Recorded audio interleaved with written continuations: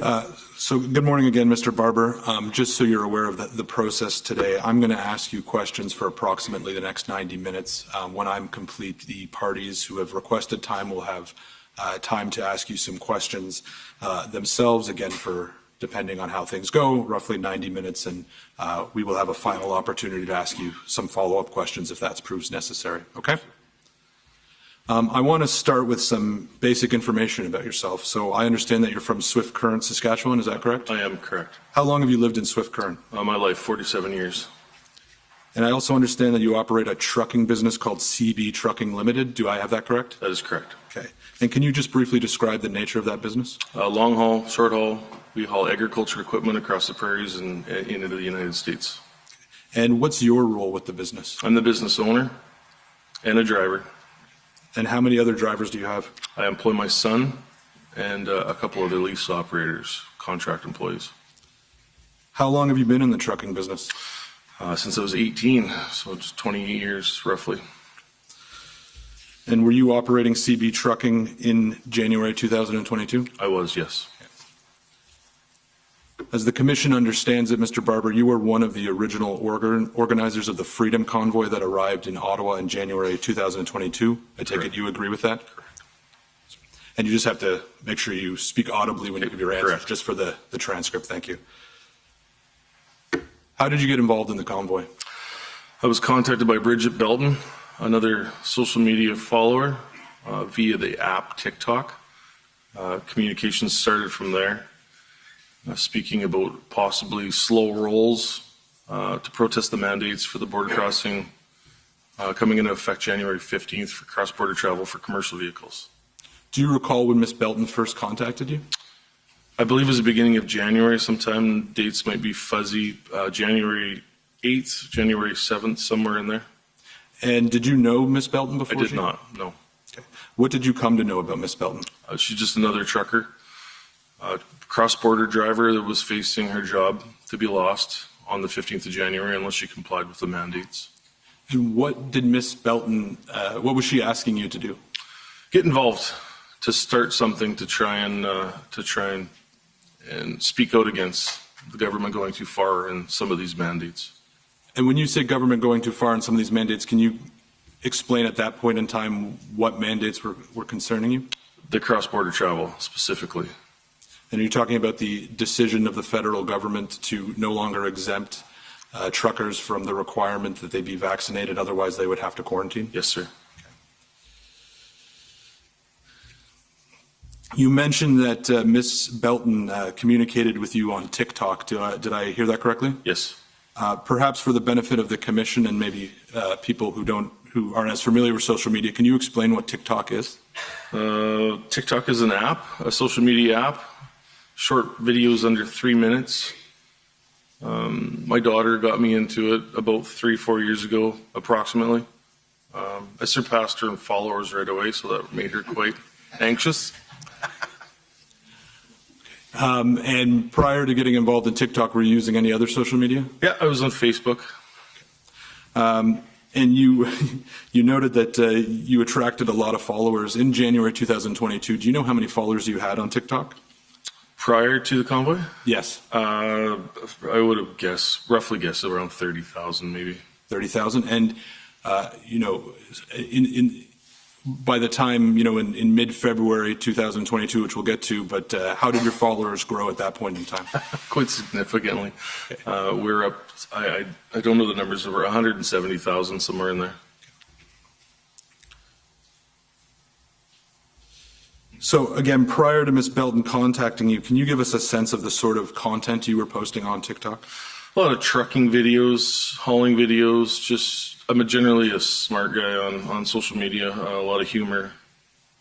Were you posting at all about COVID-19 Yes. and public health measures? Yes. How would you describe the nature of those posts? Angry, very angry. Why were you angry?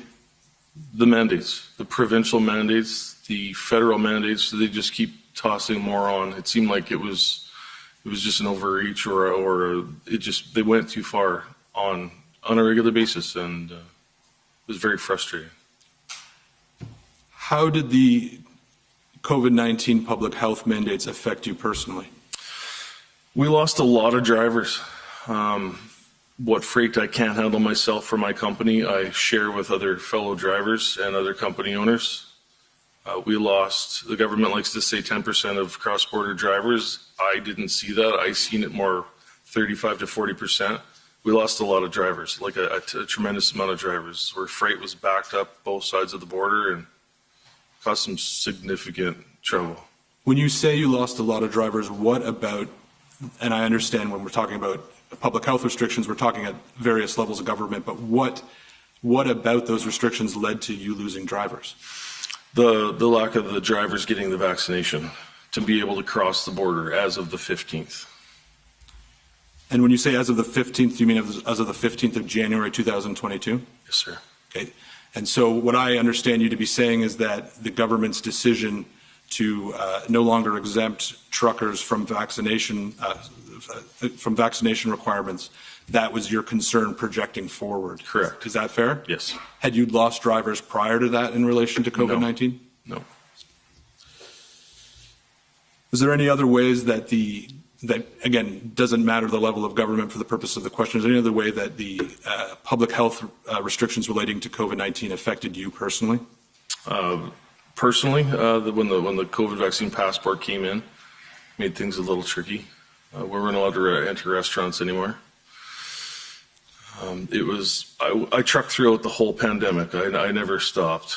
I was eating in my truck.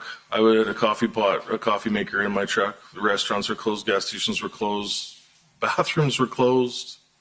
It was really tricky. I remember about 2 weeks into the pandemic thinking this isn't worth it and going home. And then the customer demands kept climbing, so I stayed. Did you yourself get vaccinated? Yes, sir. Okay. Why did you make that decision? I've spent the better part of 16 years running my company, keeping the big carriers away from my customer base, and I was at risk of losing all that hard work to not being able to cross the border anymore. When you say big carriers, it's my understanding that CB Trucking Limited is an independent trucking company. Is that correct? It's a small company, yes. Can you explain to the commission what it means to be an independent trucker as opposed to a big carrier? Independent carriers, 3 trucks on my fleet. It's a lot harder to run a smaller company like that compared to the big companies. Most of my competition is up around the 50 to 200 trucks.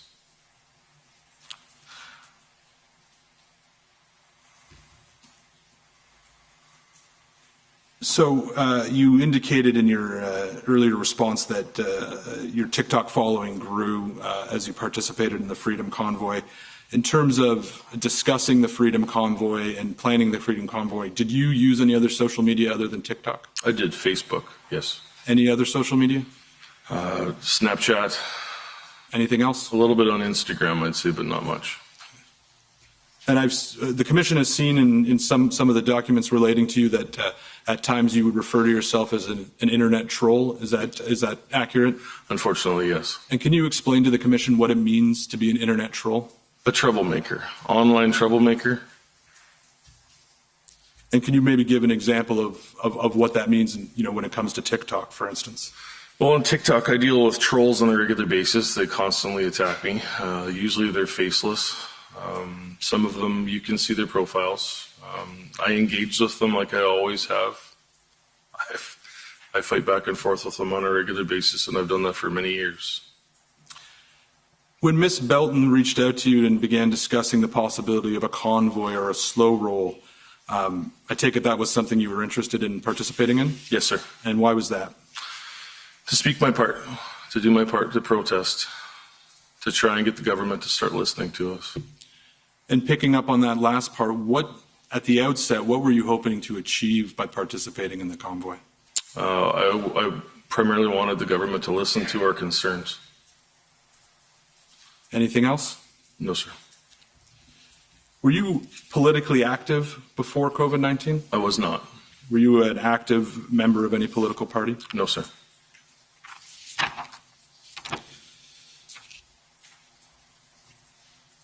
One final question about TikTok.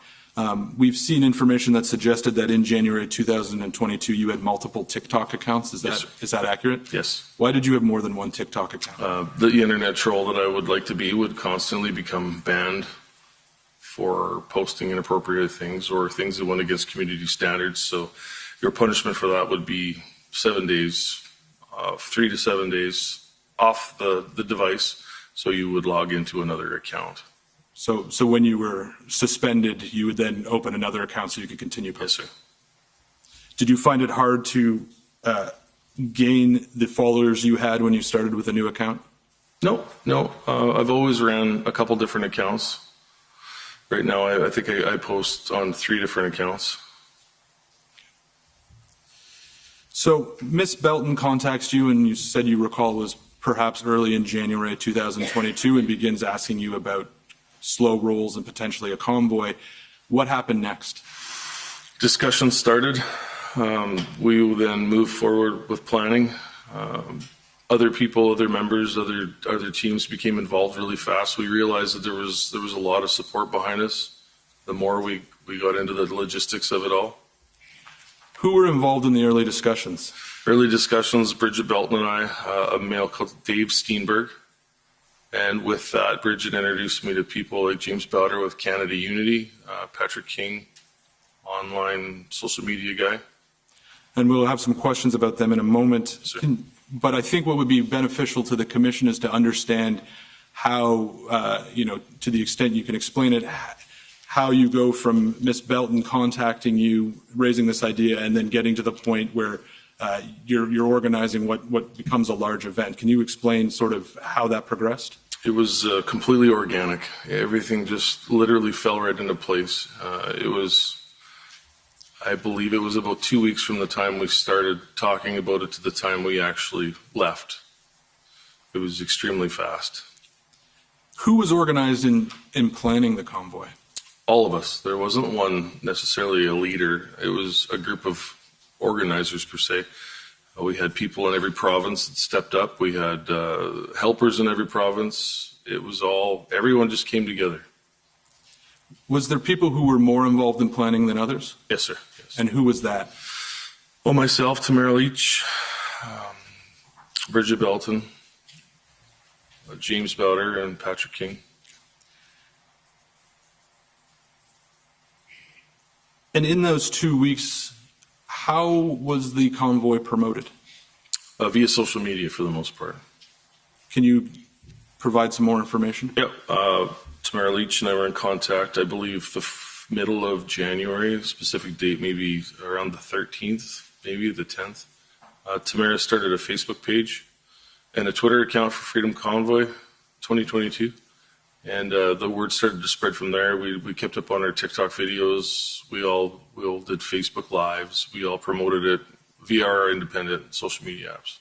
And we understand that Ms. Leach started the Facebook page, as you indicated, in Yes, or around January 13th. Prior to that, what promotion had been done about the convoy? Very little, very little.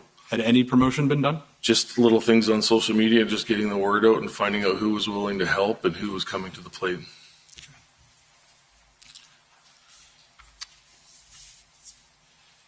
It's the Commission's understanding that you participated in a Facebook Live event on January 13th, 2022. Do you know what I'm referring to? Correct, yes. And in that Facebook Live event, in attendance were yourself, James Bowder, who you've referenced, Ms. Belton, who we've spoken about, and Pat King. And does that accord with your recollection? Yes, sir. And there was other individuals there who were assisting in planning. Is that fair? I believe so, yes. And I understand that video took place prior to Ms. Leach's involvement. Is that correct? I believe Ms. Leach was involved at that point. I believe that she was busy that night and could not attend that, if my memory serves me right. And have you reviewed that video prior to your testimony? I have, yes. Okay. And it's approximately an hour and a half long, and subject to any comments from the parties, what I suggest to do is just read out the document ID and have it entered without showing the video itself, because I would run out of time if that happened. So it is COM 50829. And the commission has also asked a transcriptionist to prepare a transcription of that video, which I may ask you about later. But again, I'm just going to read out the document ID right now, which is COM 50838.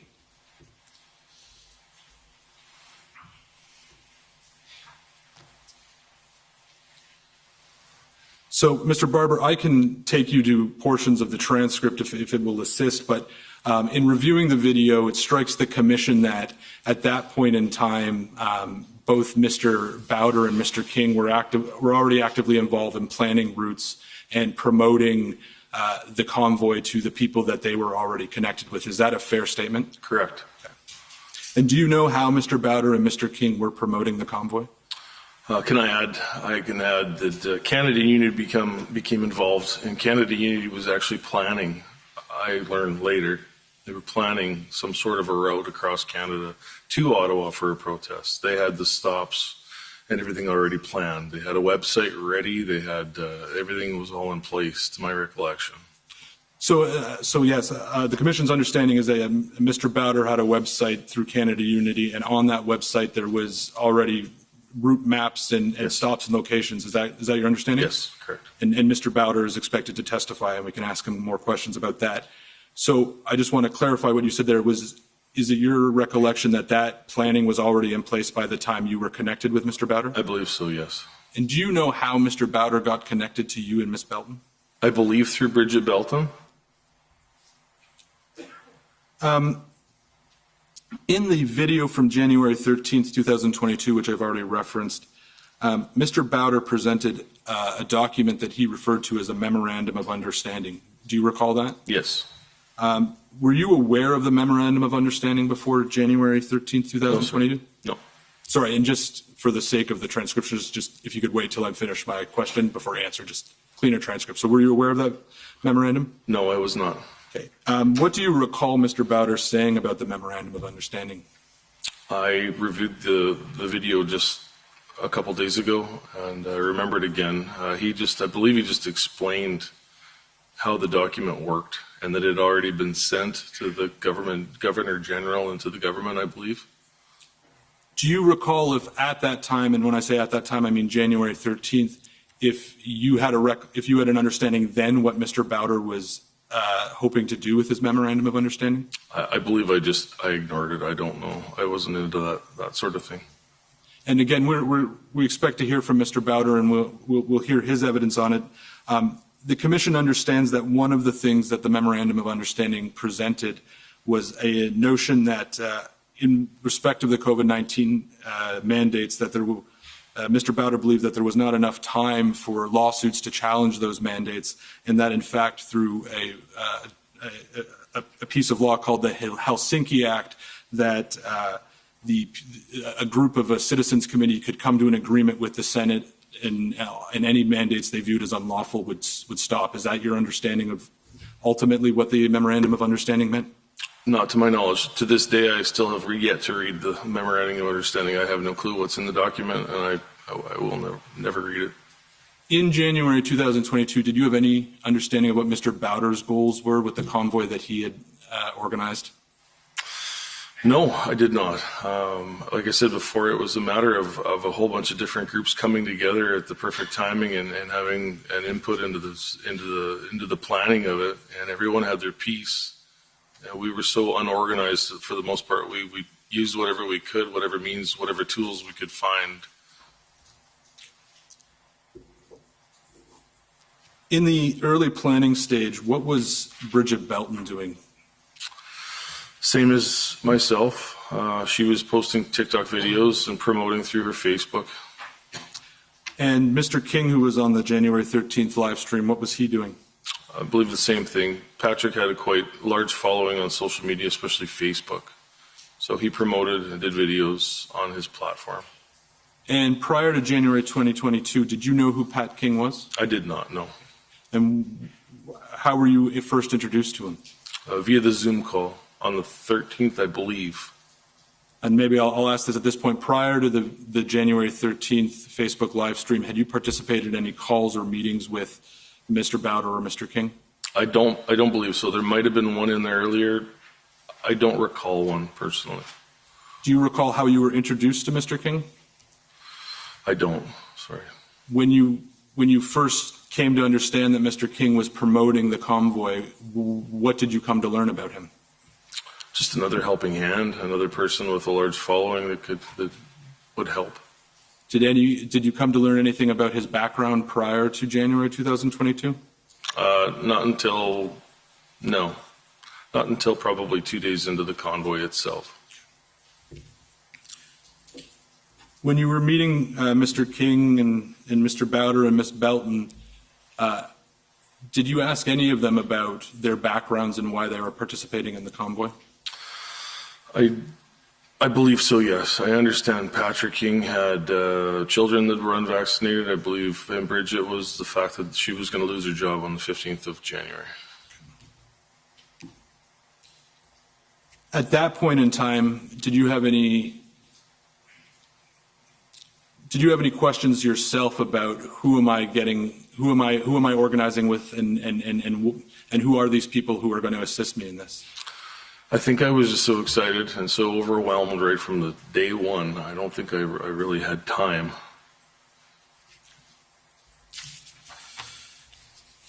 It was a very busy time.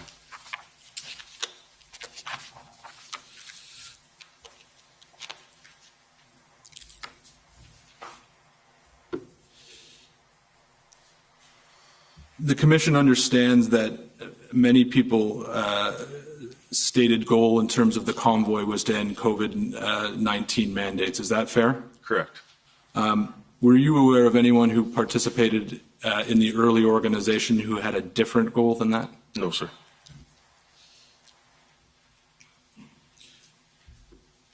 As the convoy began traveling to Ottawa and then after it arrived in Ottawa, do you believe there were people who participated who wanted something more than to end COVID-19 mandates? Yes. And can you describe the basis of that belief? There was different organizations that came and went.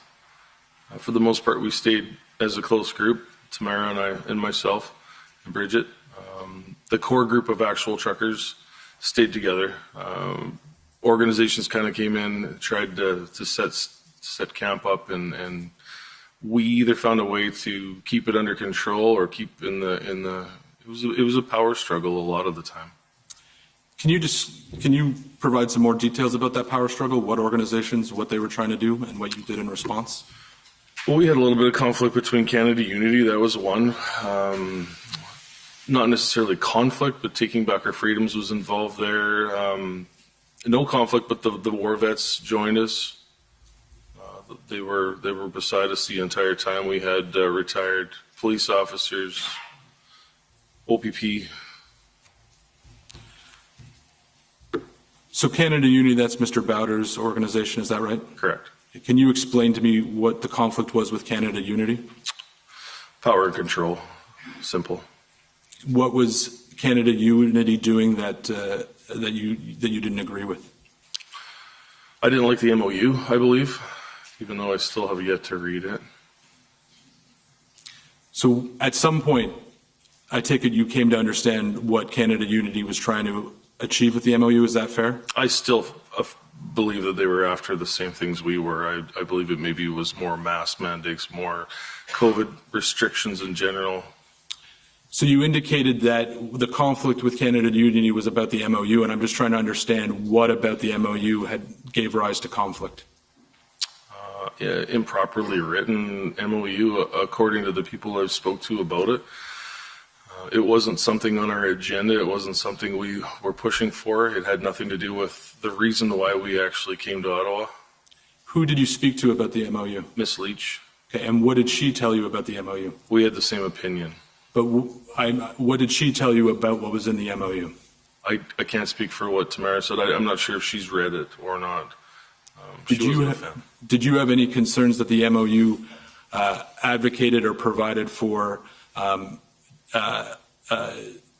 undemocratic change of power in Canada?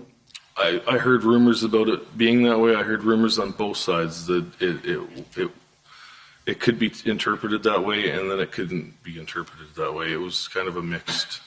Did you take any steps to figure out what exactly Mr. Bowder was trying to achieve with the MOU? Not necessarily. I remember calling on Mr. Bowder and having him renounce the MOU partial the way through the convoy. Do you recall roughly when that occurred? I do not. And what led you to ultimately make a phone call to Mr. Bowder and ask him to renounce it? I believe it was Tamara that made the call. Just too much, there was too much highlight in it. There was too much spotlight in this document that we didn't have anything to do with. And when you say too much highlight and too much spotlight, are you talking about, I think you'd characterize as the rumors that it called for something undemocratic? Correct. What happened after, to your understanding, Ms. Leach called Mr. Bowder and asked him to rescind it? I believe it was rescind. I believe they removed it. Did you continue working with Mr. Bowder throughout the convoy? James was around, not necessarily worked with him. He was around. We've seen each other from time to time. Another group you mentioned in terms of there being, and maybe this isn't your words, but I understand a power struggle, is that fair, among groups? Yeah. Yeah. Another group you mentioned was taking back our freedoms. Yes. Who was taking back our freedoms?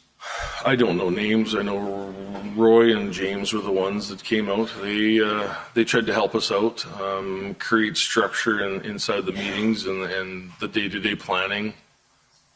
Do you know what taking back our freedoms goals were with respect to the convoy? To this day, I do not. I believe mandate freedom. Government gone too far. And I think you described there was a level of friction with them. Is that fair? From times, yeah, there was, yes. And did you take any steps when you had this group that there was some friction or conflict with? Did you take any steps to figure out what their goals or what they were trying to do? I believe so, yes. And what did you do? I wasn't personally part of those. I found my role outside walking the streets a lot. So the inner meetings, I tended to skip out on quite a bit. And we've spoken already a little bit about Ms. Leach, who as I understand it, your recollection is that she was likely involved around the time of the January 13th live stream. She just did not participate. Did I have that correctly? I believe so. How did Ms. Leach become involved in the Freedom Convoy? Ms. Leach called me on my cell phone, I believe, like I said, somewhere before the 10th of January, and told me she had a little bit of experience in the Department of Protesting and Convoy. She was part of the 2019 United We Roll tour. We needed help, and I acknowledged that. It was just a phone call out of the blue. Tamara got my phone number and the friendship and continued. Did you ever find out how Ms. Leach got your phone number? She said the name before. I don't remember what the name was. She's a friend of a friend had my contact.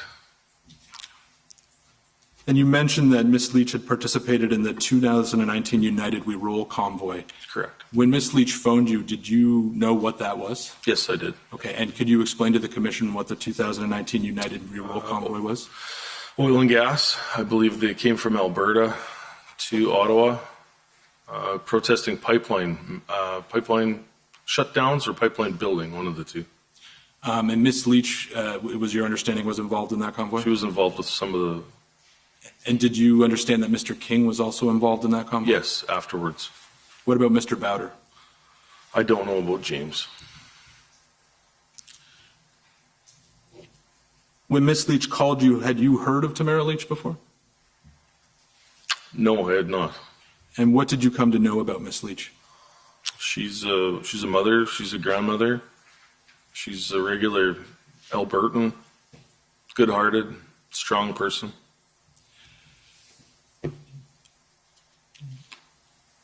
Did you become aware in your early conversations with Ms. Leach that she had been participated in the Wexit movement in Alberta and been involved in the Maverick Party? I believe I was told about that en route to Ottawa. And is it Ms. Leach who told you that, or did someone else tell you? Yes, it was Ms. Leach, yes. Did you have any concerns that in participating in the convoys, Ms. Leach would be pursuing goals other than mass mandates and maybe pursuing political goals of either the Wexit movement or the Maverick Party? That was not no, I didn't feel that at all. Is that something you discussed with Ms. Leach? I don't know if I've discussed it, but it wasn't really an issue. We never discussed anything in detail. It was noted that she was part of that in the past. I believe she wasn't. I don't think she was, or she is now, but she was, and it was never an issue after that. We expect that there may be evidence that, whether it be Ms. Leach or other people who became involved in the convoy organization, that there was an attempt to use the convoy as an opportunity to pursue political goals that weren't just about ending the COVID-19 mandates, including political goals that may exist within the Maverick Party or within the Wexit movement. Is that a concern that you have now, looking back? No, it was never brought to my attention that they were a player in the situation, and that wasn't the reason why we came to Ottawa.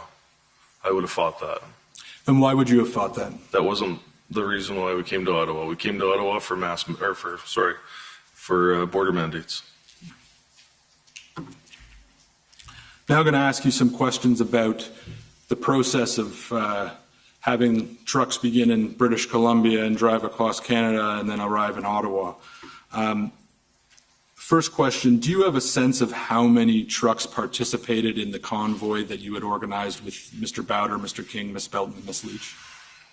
The tricky part was trying to get a solid number. There would be a certain amount of trucks, cars, buses, campers that would come into the convoy for a short period of time, let's say from Regina to Winnipeg, just to take part in it, and they would exit off. And at that same time, more people would come in from Winnipeg to go to Kenora.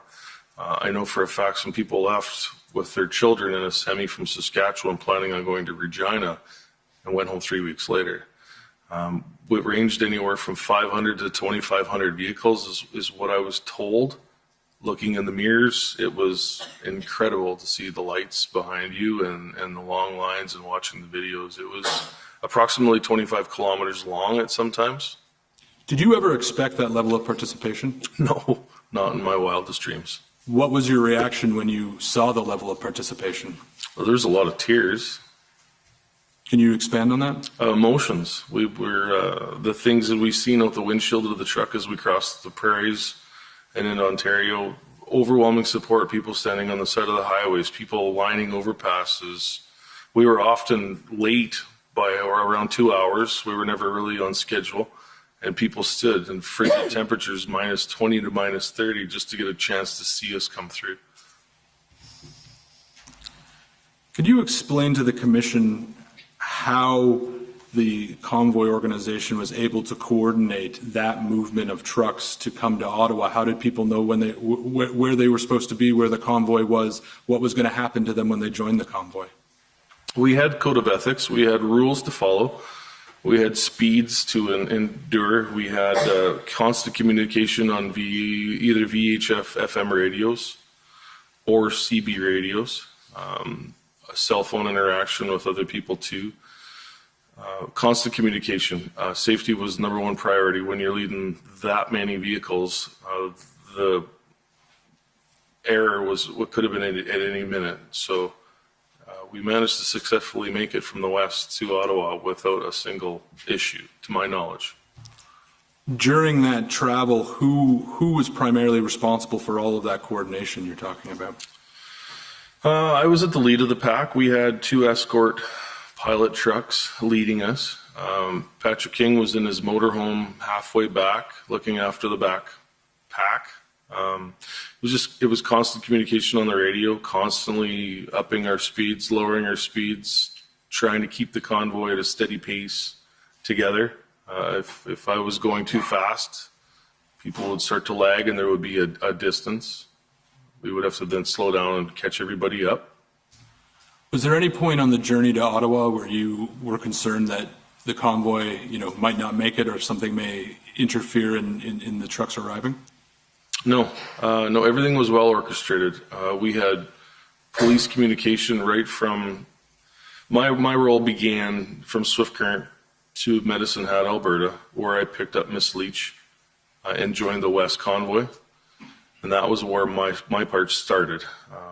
We were in communication with the first police force would have been Medicine Hat. We were in contact with Swift Current, Regina, Moose Jaw, all the way across the country for police escorts. If there was a traffic light, we actually called for traffic control at those intersections so we could proceed through the intersection safely. Right, and it's the Commission's understanding, based on some of the documents that your council has produced, that people were in contact with the police on a daily basis. Yes, sir. Is that accurate? Yes. And were you one of those people? I was, yes. Again, based on the documents the Commission's received, we also understand that when the convoy arrived in Ontario, that an OPP escort was there to meet the convoy. Is that correct? Yes. You just provide some more explanation about that? I don't know his last name. His name is Marty. He met us at the Westhock scale, which is a scale that borders Ontario and Manitoba. He met us there. He jumped out in front and led us.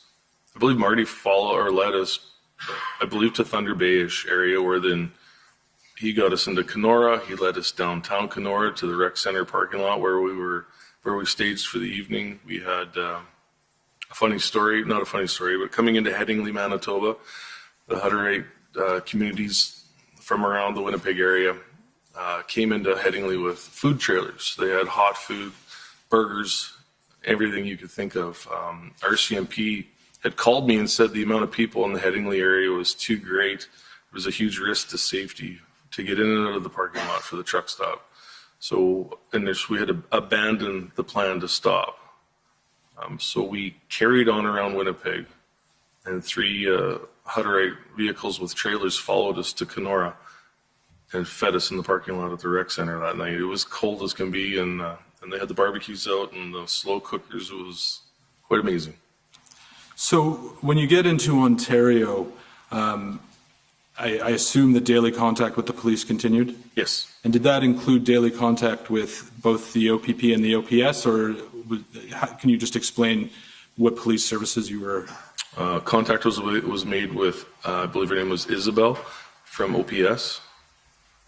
Isabel was in constant contact with, I believe, Chris Guerra with Adopted Trucker, and things were planned on our arrival. And were you in contact with Isabel or anyone from the Ottawa Police Service? I spoke with Isabel a few times on the phone. I've met her once on the ground here. I didn't have a lot of logistics with Isabel. That was already being looked after. And did you speak with Isabel prior to the convoy's arrival in Ottawa? I believe I did. I made contact with Isabel, but I'm not sure exactly when. There was a phone call made to say, "I'm Chris, here's my contact." When you were speaking with either the OPP or the OPS, and I'm talking about you personally, what were you telling them about the convoy's plans when they arrived in Ottawa? Exactly what it was. We were there to protest border mandates, and our main priority was safety and working with law enforcement, whatever it took. Do you recall having any discussions with any police officers about how long the protest might last? I think the discussion started after the first weekend with OPS, I believe, and we had a couple OPP officers in constant contact too. I know his name was Andrew. So prior to that point you've referenced, so after the first weekend, did you discuss the potential length of the protest with any police officials? I believe not. At what point did you realize that the protest may continue for an extended period of time? I don't know if I ever really thought much into it. Everything moved so fast when we arrived. Prior to arriving in Ottawa, had you personally turned your mind to how long you would stay? Well, my business would suffer a little longer I was away from it. So that in the back of my mind, I really didn't know. It was a movement of its own, and it continued to grow, and you mentally had to try and keep up with it, I guess.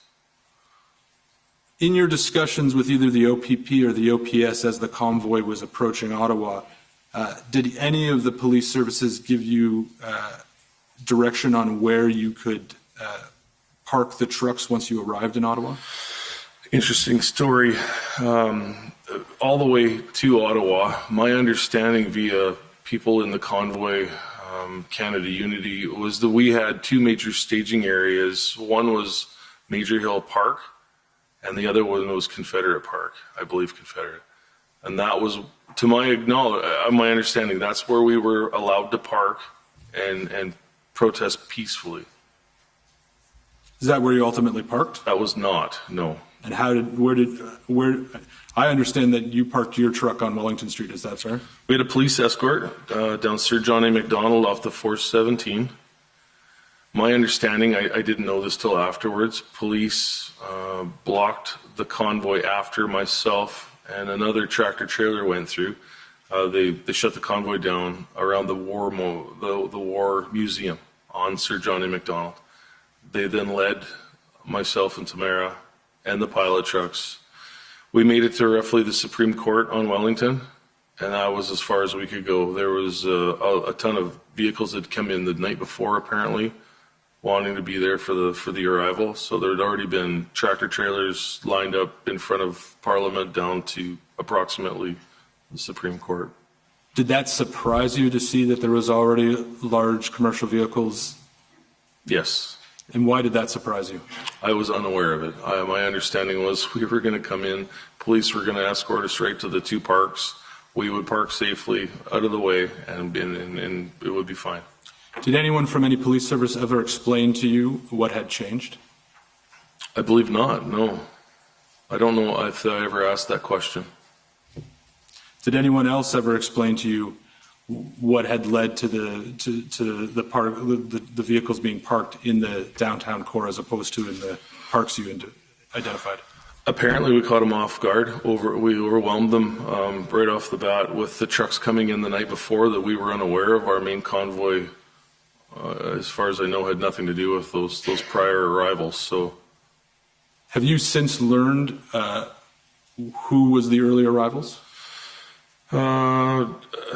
They were all semi-operators. I knew a couple from my home province. They were in the area. Apparently, they weren't part of the convoy, but they were in the area, and they took part in the protest. So I asked you this, and I think you have confirmed it, but you parked your vehicle on Wellington Street. Is that correct? Yes. After you parked there, at any point in time up until, we'll say, February 14th, were you given any indication by any police services that you shouldn't be parked on Wellington and you'd need to move? I was not, no. Did that come as a surprise to you?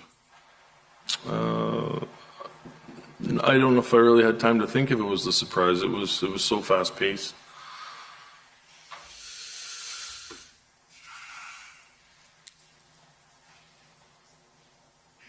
The commission has heard evidence from several police witnesses who have been asked questions essentially about whether more could have been done to limit or control the size and scope of the protest in Ottawa in the early days.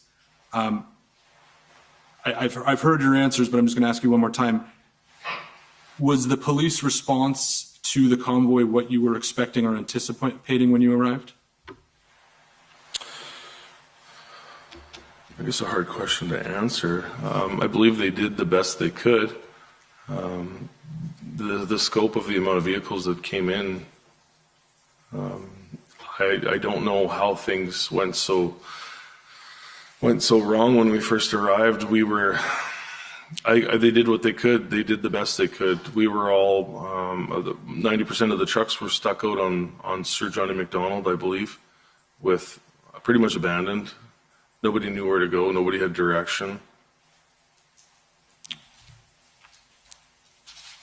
In retrospect, do you think it would have been better had the trucks parked where they were initially designated to park?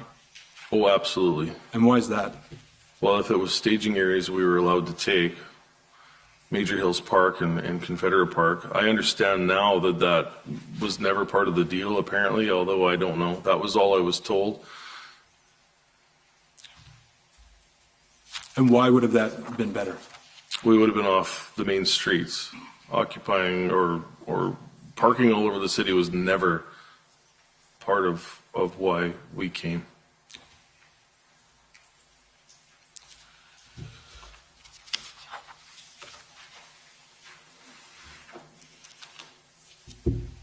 So I've just been handed a note to suggest that both you and I are speaking a little quickly for the interpreter, so I will try to slow down, and I'll ask you to also try to slow down. No, that's okay. We're both to blame, so it's okay. So I'm now going to ask you, and we've already touched on it a little bit, but about what happened with the people who were originally involved in organizing the convoy. We've spoken about Mr. Bowder already, but I'm going to now ask you about Pat King.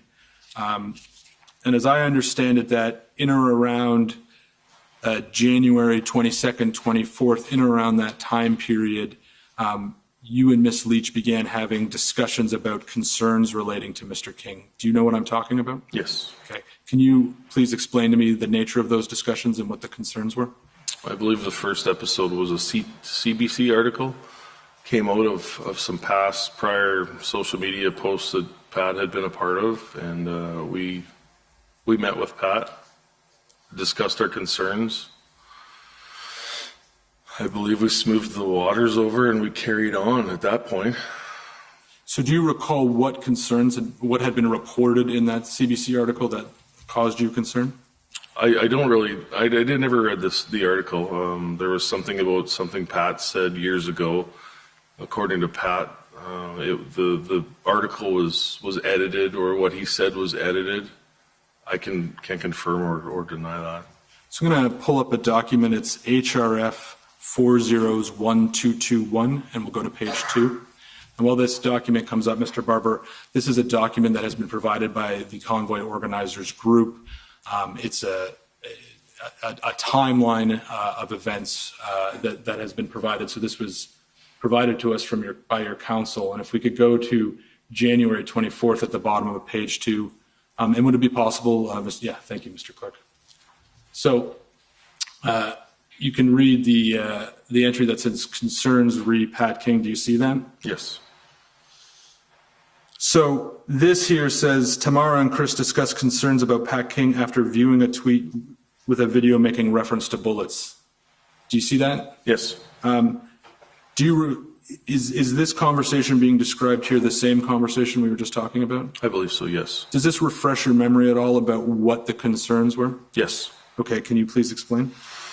The article was made to sound like bullets would be flying. Apparently, according to Mr. King, when we confronted on him, he stated that the article was taken out of context, edited to make him sound like he was planning violence, where I believe what he was trying to convey in that article was different than what was portrayed by the media. And the commission has seen reports that at some point in time, Mr. King made a comment along the lines of this is going to end in bullets. Do you know if that's what was being discussed? That was, according to what I was told, that was a previous post 2 years prior, something to do with an Indigenous standoff.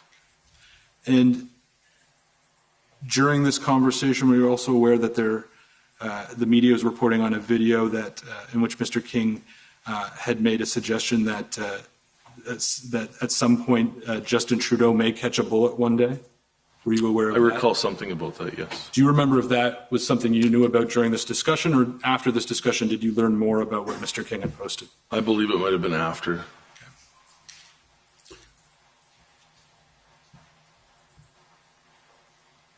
So it says in here in the second sentence, Chris agreed perhaps Pat should be sent home, but there was concern about the trucks Pat brought with him. Do you see that? Yes. What was the concern about the trucks? Possibly division inside the convoy. Pat brought a certain following with. I don't remember the extent of anything after that. We discussed sending him home, and obviously he didn't. Was the concern that if Mr. King was sent home or asked to not participate, that his supporters would also stop participating? That would have been a good guess, yes.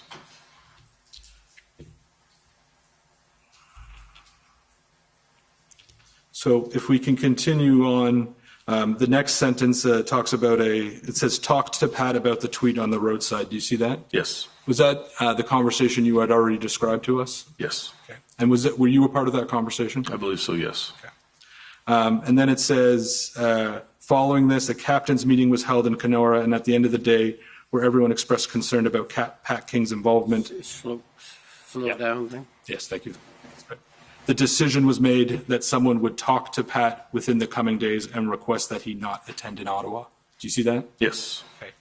I'm going to ask you a question about these two sentences, but before I do that, can you just explain what a captain's meeting is?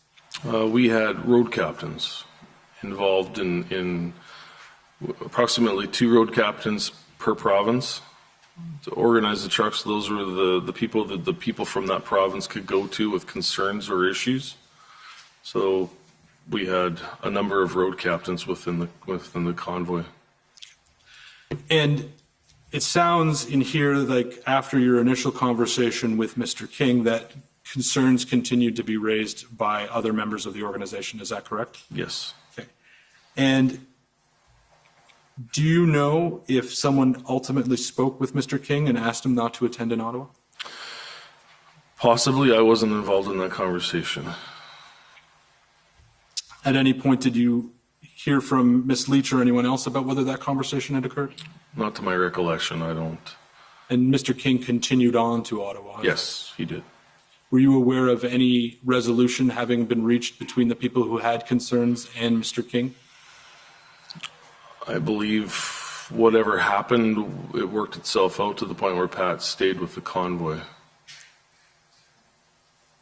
Were you personally concerned about what Mr. King had said previously on social media?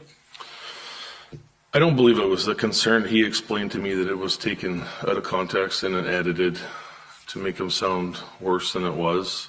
I took him for his word on it. So you accepted the explanation at the time? Yes. Do you today still believe that, do you still accept that explanation? I believe Pat had all the right reasons and a good heart. So I'm going to pull up another document. This is COM 50902.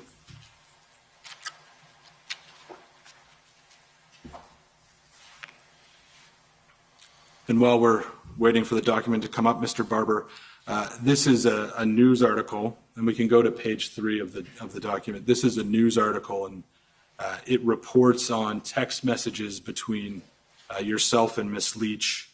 And as I understand it, and we will get to this later, when you were arrested, the police seized your phone and you no longer have access to the messages on your phone. Is that correct? Yes. And I also understand that we expect to hear from Ms. Leach that she also no longer has access to her text messages. You don't need to comment on that. We can ask Ms. Leach about it. But I'm showing you this news article, and as we go through, if there's anything in the article that you think is not accurate, and I appreciate you don't have your phone with you anymore, you can let me know, okay? So if we go down, it says, on January 22nd, Leach told Barber they needed to have a very frank discussion with King, raising concerns about past allegations with him.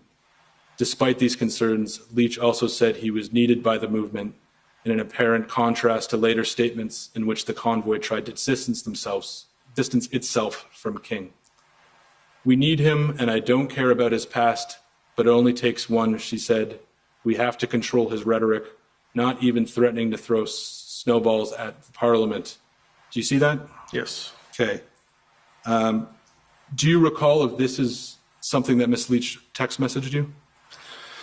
My phone was very busy. I'm assuming it's here, so it had to be. No reason to No. say this was not a message she sent you. Right. When Ms. Leach said the movement needed Mr. King, do you know what she meant by that? I can't. I'm not sure. Do you agree that the movement needed Mr. King? The best thing about the movement was it was inclusive to everyone, regardless of any beliefs, I guess. Everyone had a place, everybody had a spot. It was just managing how.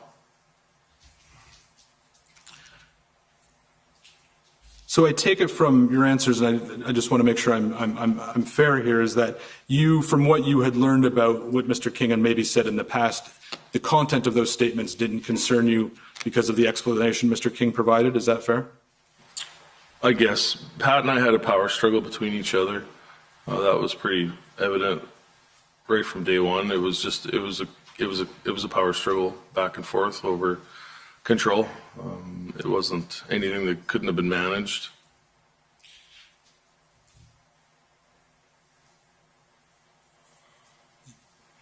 Did you have any concerns, separate and apart from your own views about what Mr. King may or may not said, did you have any concern about the public image of having Mr. King associated with the Freedom Convoy movement? I guess there would have been some concerns at times, I guess. The bad media posts and releases on a regular basis definitely caused some concern. And can you just explain what you mean by, did you say the media? Yeah, and what was concerning you about the media's coverage? They attacked him on a regular basis, I believe. Did you think those attacks were fair? I didn't know. Like I said, I didn't know Pat previous to the convoy.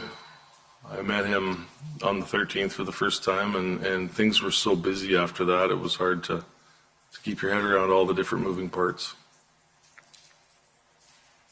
Other than being busy, is there any reason you didn't do more to look into the people who were associated with your convoy? My primary goal was to get those trucks to Ottawa safely. So phone conversations and that were hard to have. Everything that we did was logistics. It was myself on the mic, on the CB mic or the FM radio mic all day long, making sure the trucks were safe. I kind of left that up to other people in the organization. You say, this media report says that you texted to Ms. Leach, I know he's had issues, I've got skeletons in the closet too. Do you see that? Yes. Do you recall texting that to Ms. Leach? Yes. Okay. What were the skeletons in your closet? Well, like I've said before, I've been an internet troll for many years. At this point in time, was there anything in particular that concerned you about what you had done on the internet? Nothing that was related to the convoy. What about things that were unrelated to the convoy? Yes. What concerned you? I used to post nasty, distasteful memes via share memes or just posting online in a negative way.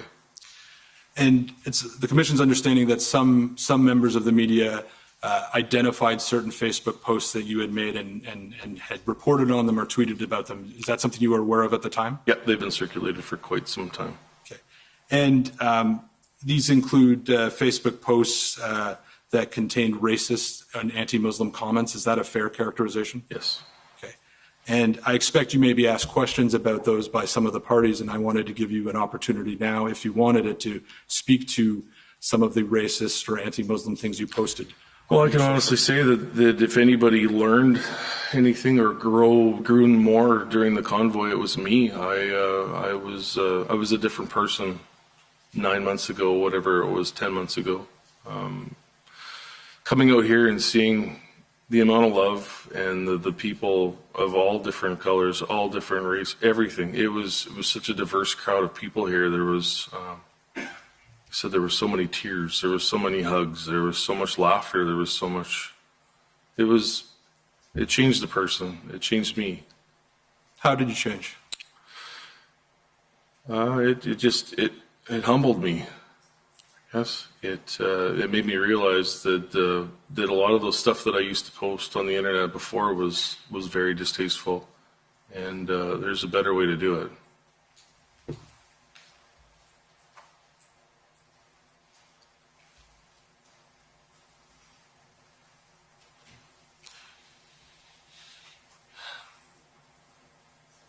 One of the things that the media reported on during the convoy was that you had a Confederate flag in your shop in Swift Current. Do you know what I'm talking about? Yes. Okay. And you posted at least one or two TikToks addressing that issue. Do you recall? I did, yes. And in one of those TikToks, you said that the Confederate flag was, you explained that I believe you purchased it in the United States. Do I have that correct? Yes. And then you described it as a piece of cloth and get over yourself. Yes. Is that a sentiment you continue to have? I believe there's two different contexts to look at the Confederate flag. I've got a good friend that lives outside of Atlanta, Georgia. She's an African-American lady. I had an in-depth conversation with her many times on this occasion. she's explained it to me quite well. She said the way the two different contexts is how you look at the flag was the area of the General Lee and the Dukes of Hazzard via like Kid Rock, Leonard Skinner music. When we grew up in our hometown, we called it a rebel flag or a Dixie flag. We didn't really call it a Confederate flag. It was on license plates. It was on back windows. It was everywhere. And at that time, it was more accepted, apparently. So in my travels in the Deep South years ago, I'd come across a flag store. I seen the Dixie flag there. I purchased it. I hung it up on the wall of my shop, not thinking anything of it. My African-American lady friend in Georgia explained to me that if you wore that flag over your shoulders to a Confederate battlefield, I would probably call you a lot of names. But she said, being the way you're displaying it now, and the fact that you loved your childhood watching the Dukes of Hazzard and seeing that flag on the roof of the General Lee, it's a different context. Do you still have the flag in your shop? What I did with the flags in the shop was I zip tied them. So they were hanging on the wall of the shop. I went up on a ladder and I zip tied them together. They're still there, but they're not displayed in the correct manner. Out of respect for. And when you talk about how you've changed, is that an example of something you're doing differently? That would be, yes. We've spoken about Mr. King a bit. Once you arrived in Ottawa, did you did you continue to work with Mr. Bowder in terms of the protest activity that was going on in Ottawa? No, I hardly seen James the time I was here. Okay. And we've spoken a bit about Miss Belton. Once you arrived in Ottawa, what was Miss Belton's role in the convoy? Same as myself. She was more centralized around the hotel area where we had our daily meetings, making sure things were looked after. My job morphed into more of a outside walking the streets, making sure the trucks were well looked after, making sure the concerns were well, working with law enforcement on a day-to-day basis, making sure that we had emergency lanes open wherever the trucks were parked. We had a couple different hotspots, not hotspots, but places in the city that we'd lost. We couldn't get the emergency lanes open, and they weren't, looking back now, they weren't the trucks that came with us from the west. The one issue was Rideau and Sussex. We spent many days down trying to get an emergency lane open with law enforcement, OPP, and OPS. And then we're going to have some questions about Rideau, Sussex in a moment. We expect that Ms. Belton may indicate that there's been a falling out between you and her. Is that true? Yes. And what's the nature of that falling out? Just difference of opinions. What are the different opinions? I don't even, just difference of opinion, different direction. I just chose to stay on a path. My criminal charges have left me to be a lot more silent. I can't speak with like what I used to be able to speak about the convoy. I've had to remain silent. So I've, instead of fight with anybody there, I've said my piece and went my different ways. If we could pull up a video, HRF 146.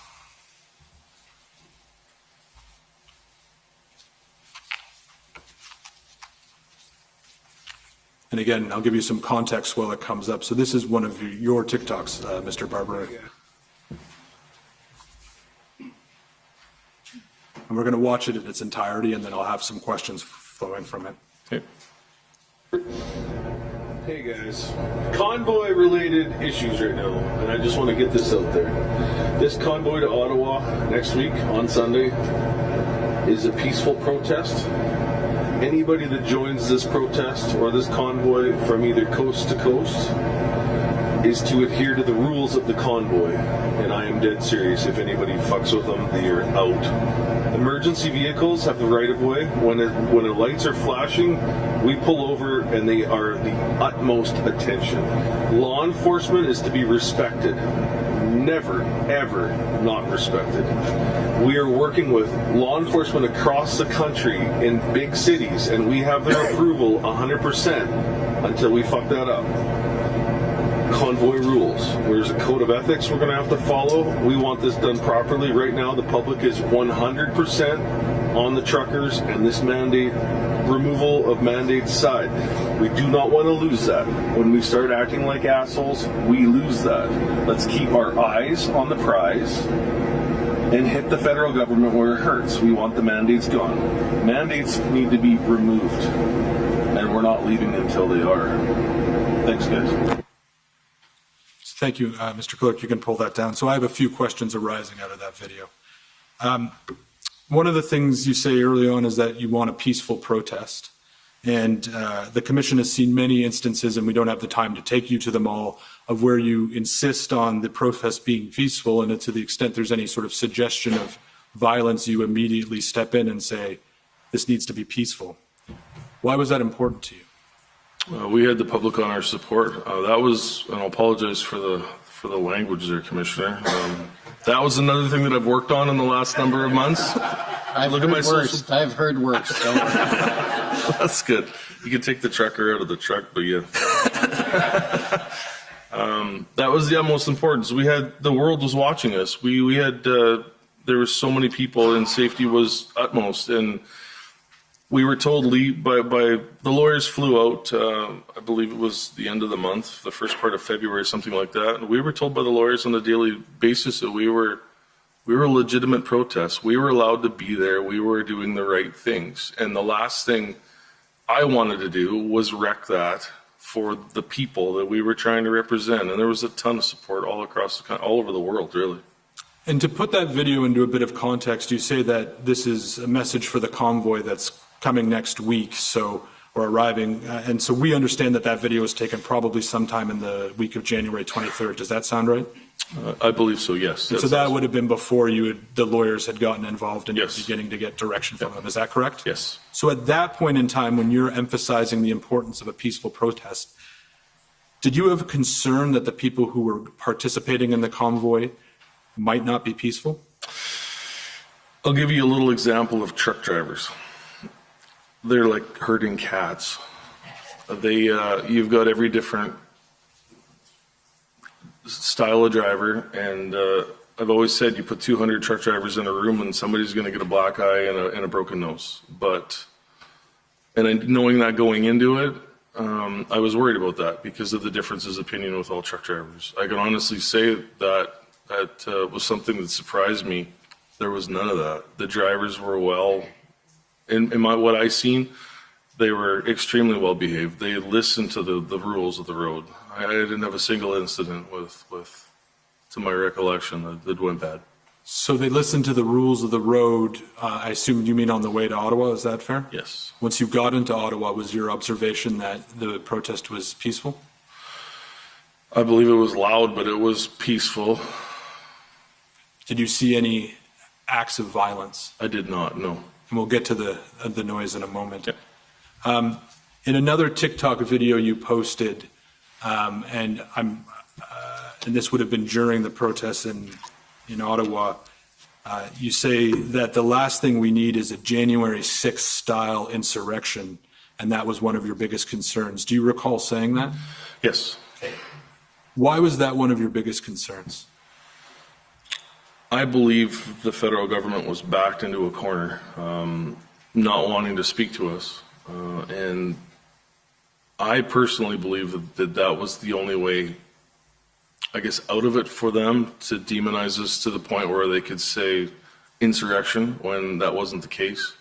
And so I pushed that message constantly, daily. Peace, love, unity. Like I said, it changed me as a person listening to myself daily saying that. When you were saying that, what sort of activity were you contemplating that might give rise, either correctly or incorrectly, to the impression that this was going to be some form of insurrection? The police buildup. We had daily meetings with police, whether it be OPP or OPS, and everything was positive. But it seemed like the police presence built on a daily basis. Was there anything that other protesters were doing that were concerning you? And I'm not just talking about protesters within your group. I'm talking about of all the people who are in Ottawa. Not that I've seen, no. The trucks that I looked after on a day-to-day basis were excited. They were excited. We were 2 years outside of lockdowns and mandates, and people got to live again, and we've seen that on a daily basis. So another thing you mentioned in the video that we showed was that there was rules of the convoy. You talked about clearing the way for emergency vehicles and that law enforcement need to be respected. Was there any other rules of the convoy? Basically, that was it. Yes, there was a code of, I don't remember if we actually did a code of conduct up or not, or we just, mornings we had tailgate safety meetings with the drivers to make sure that everything was well. There was constant communication with everything. I had no concerns with the trucks. The trucks were always well behaved, and like I said, law enforcement was always open and honest. We worked really well with every law enforcement that I ever spoke to. But at the same time, you recognize that it was important to have rules and try as an organizer to at least try to have some sort of order over the people that were in Ottawa. Is that fair? Yes. As an organizer, did you believe that you had responsibility for the conduct of the protesters in Ottawa? I took it upon myself to do everything in my power to make sure that the drivers were notified if things weren't right. I can't say it was my responsibility. I don't act on behalf of someone else, but I definitely did what I could to try and make sure things were done properly. And what motivated you to do that? Just the sheer size of it, and the support. We had support, like I said, all over the country, all over the world, and there were so many people watching. It was exciting to see the general public. And one of the biggest things for me was excited to see the young kids get back involved with trucks that were excited for the horn honk, the standing on the side of the highway. Kids wanted to be truck drivers again, and I haven't seen that since I was a child. So from what I'm hearing, and I want you to correct me if I'm wrong, is that you liked what you were seeing, you felt it was positive, and you wanted to try to keep that atmosphere because you wanted to continue the positive experience. Is that a fair sort of summary, perhaps not the most articulate? Correct. When you were in Ottawa, what were your views on the police's responsibilities with respect to peaceful protest? They seem to respect. I dealt with quite a few on a daily basis, and I can't say I had a harsh conversation or anything with any of them. Maybe police were always respectful. I would walk up to random officers standing on the side of the street or sitting in a police car patrolling a barricade and say, "Everything okay? Have you seen anything that was a concern?" And I never once got a reaction bad. In the video we showed, you mentioned that the public is on our side, and when we start acting like assholes, we lose that. Absolutely. Do you correct. recall that? Yes. What did it mean to you to be acting like an asshole? Disrespectful. Not playing by the code of conduct or the rules. Can you give me an example of something that you believed would be disrespectful? Being disruptive, I guess. Like I said, we tried on a daily basis to make sure everybody was looked after. So the police had free lanes through all. Ambulances had free lanes. I know it was pretty tricky. We worked diligently on it. I lost about 20 pounds in the matter of 3 weeks with the amount of walking I did, working with law enforcement. I had a vehicle here, but it was hard to get around with a vehicle. So a lot of times it was walking, and it was frigid. It was 20 to 30 below. I had 2 t-shirts on, 2 hoodies on, and long underwear and 3 pairs of socks at times. I won't ask you if you put the weight back on, so because I wouldn't want anyone asking me that question. So you say acting like an asshole included conduct that was disrespectful or disruptive. Did you see anything that was disrespectful or disruptive when you were in Ottawa? Personally, I didn't know. And when I say that, I appreciate that not everyone in Ottawa was necessarily someone who had come with your group or who might listen to you. Is that fair? That's fair. So with that in mind, at any point, did you see anything in Ottawa that, that might not be the person who came with you, but you wish they weren't doing it? I never seen, like I said, anything that really concerned me, if somebody was there that wasn't part of the original group that I brought in, I would try really hard to negotiate with them or work with them to open that lane if they were parked in a spot that wasn't where it should have been. Sometimes it was successful, sometimes it wasn't. I really struggled a lot with, like I said before, when it comes to all truckers are different. That dynamic really played in certain parts of the city where. What was your view on how the protest was portrayed in the media? It was a negative light right from day one. Yeah. What do you think was being missed?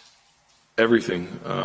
I had numerous occasions where people came up to me and said they had to come down and see it for themselves because the media wasn't portraying it properly. And it was a different thing when they got here. The commission has heard evidence and received written evidence from various residents and municipal officials, several complaints about the protesters' conduct. I expect you'll be familiar with them, but some of the things that the commission has heard is that there was excessive noise due to air horns. There was harassment and intimidating behavior, including people yelling racist or homophobic slurs, and that there was just a general disorder and unsafe conditions, including open fires, propane tanks near buildings and cars. Is this sort of evidence or concerns? Are you familiar with that? I can honestly say I never encountered a single episode of that. Obviously, there was fires with people trying to stay warm. There was propane tanks for heating things, no different than I have a propane tank on my porch with a portable barbecue. So. As long as it was looked after safely, I guess. In your mind, who was responsible for making sure that, taking with the propane tanks or other flammables, who was responsible for making sure the protest was safe? And not that anyone was going to do anything intentional with a propane tank, but something bad could happen and people could get hurt. Who was responsible for avoiding that outcome? We left things up to the road captains. Like I said, there was usually 2 road captains per province, but that morphed into usually a couple road captains per block. And we would hold, not myself personally, I stayed at most of those meetings, but the people would hold meetings every day to go over certain things and issues and safety concerns. I now ask you about the horn honking. The commission has heard evidence, and I'm sure you're aware that at different times in the protest there was a lot of horn honking. I assume you'll agree with me about that. Yes. Did you consider the horn honking to be a form of peaceful protest? I consider the horn honking to be a form of excitement more than peaceful protest. I'll be the first to admit the horns annoyed me. I did everything in my power to try and get the horns to stop. I've put out multiple videos on a regular basis saying stop, especially after the court order came in on, I believe, whatever day that was, the 7th. So let's pause there for a moment. The horns bothered you, and prior to the court order, which was an injunction to stop the horn honking, what steps did you take to limit the horns prior to the court order? Speaking to the drivers, it was getting everyone orientated, trying to get them situated in a place where they were safe and their needs could be met, I guess. Seeing as our entry was so messed up, I'll use the words, it was organized chaos, unorganized chaos. There was trucks everywhere, there was vehicles everywhere. The only thing I could do was put my videos out stating, we're not here to disrupt residents of Ottawa. They didn't ask for this. It was the federal government is why we came, and did what we could. So I'm going to show you a video and then a post from your Facebook. So we'll start with the video. This is HRF 192. And again, this is one of your TikToks. Okay.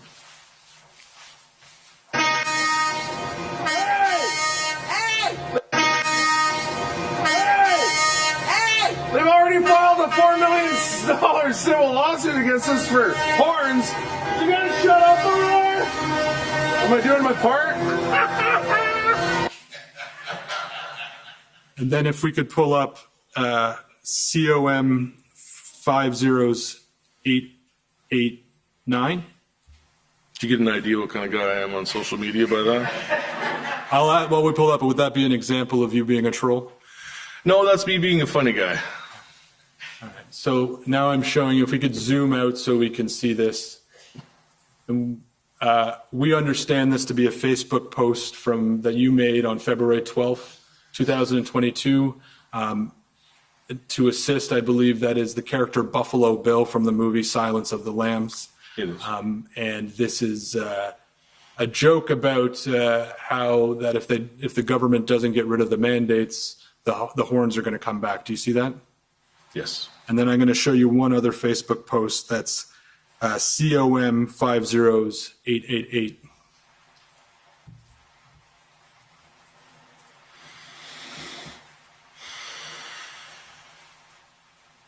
And so in this one, this appears that you're sharing on February 13th a photo.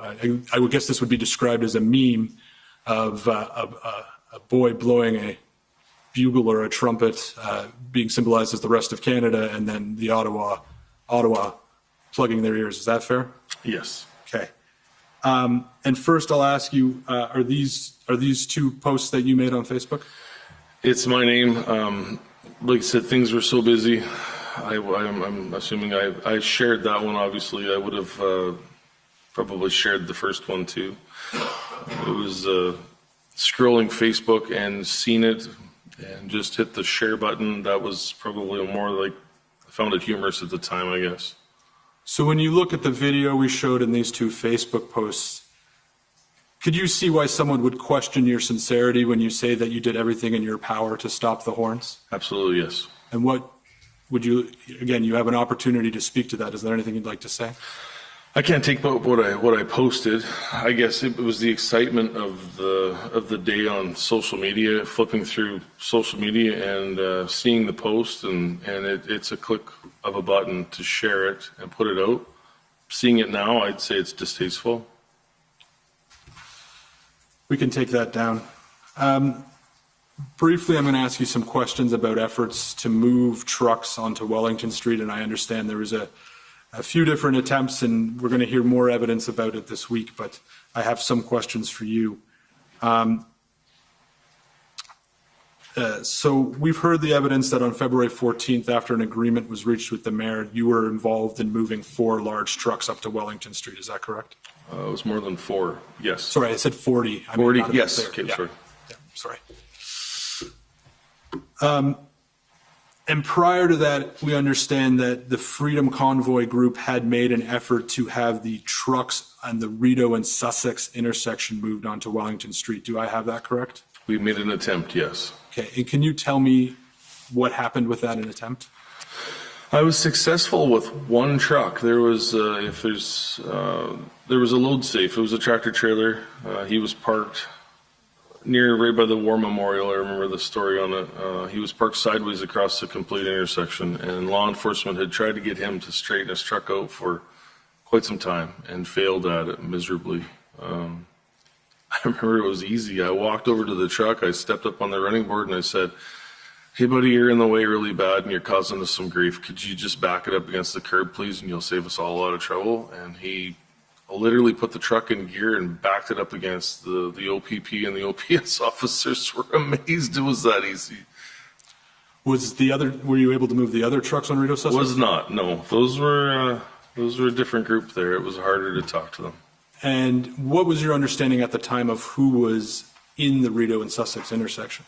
I remember there being a language barrier. There was a lot of Quebecers in that corner, right in the Rideau Sussex corner. So that, yeah, I didn't have much interaction. I remember being there maybe twice to try and work something out to get some lanes open as for OPS and OPP asking. I was unsuccessful every time. So I just want to make sure I understand this correctly. In your conversations with the OPS and OPP, you were trying to get a lane open for emergency vehicles. Is that correct? Correct. And you made an effort with the people at Rideau Sussex. It was unsuccessful? Yes. And other than the language barrier, was there any other reasons that was unsuccessful to your mind? They were there, and they just refused to move. So I did what I could. I worked with law enforcement. I said maybe it was twice. Miss Leach and I were there with OPS one day, and I believe I was there by myself with OPS another separate time. So probably twice I was there. And did you have prior at the time? Were you familiar with the name the Farfadas? I was not. No. Do you know when the first time you heard the term Farfadas? About a week ago, under a week ago. In the context of this commission? Yes. I understand it means leprechaun in French, or in English, apparently, according to... Well, we'll have a witness testifying later today who I'm sure can shed more light on the Farfadas. More than me, yes.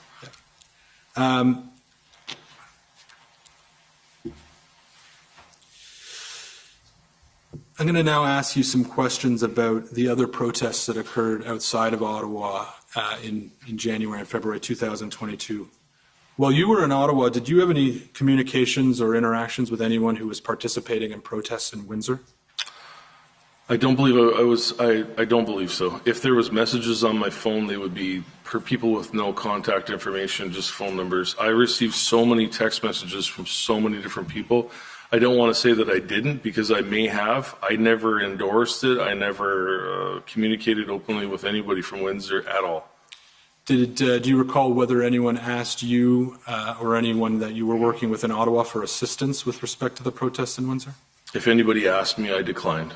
We were never associated. We had enough to deal with here. We weren't worried about. Did you have any interactions or communications with anyone participating in any of the other protests anywhere else in Canada? And I can give you examples if it helps, but I'm going to ask you generally to start. I got text messages from some friends at Coots. Never any, just saying how things were going. Never any advice or never asked any questions to my recollection. They had their own thing going on there, and it wasn't involved with us in the city here. Who are your friends at Coots? There's a couple guys that were down there, just some local drivers that I've been friends with for years. Who were they? One man, his name was Dan Somerville. He was off and on. He was never an active participant. He went down just to check it out and come back. There was another guy. I don't know his name. I'd have to look at my phone. I know what truck he drives. I know what he hauls. Okay. And do you know this individual whose name you don't recall? Do you know if he was participating in the organization of the Coots protests or if he was a participant? I think he was just a participant, yeah. I don't know the organizers at Coots or Windsor. So. Did you have any communications with anyone who was protesting in Emerson or Surrey? I would imagine text messages on my phone, but not people that I'm familiar with. Did you ever interact with Jeremy McKenzie while you were in Ottawa? I did not, no. Did you know who Mr. McKenzie was during the protests? I became aware of Mr. McKenzie during the protest. Just know that he was a veteran, and we did a lot of work with the veterans when we were here. Although I never seen Jeremy that I know of, I met a lot of people but I don't recall meeting him or seeing him, or I've never spoke with him too. Were you familiar with the group Diagolon during the protests? Yes. What did you? Well, not during the protest. Afterwards. My knowledge of Diagolon, it's a meme. It was something that Jeremy made up to troll, online troll. Have you spoken with Mr. McKenzie since the protests? I have not. Coming near to the end of our time, so I just have a few more questions for you.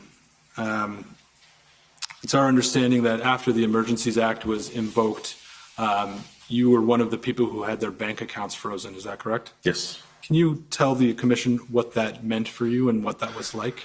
Well, my bank accounts were frozen, I believe, on the day I was arrested on the February 17th.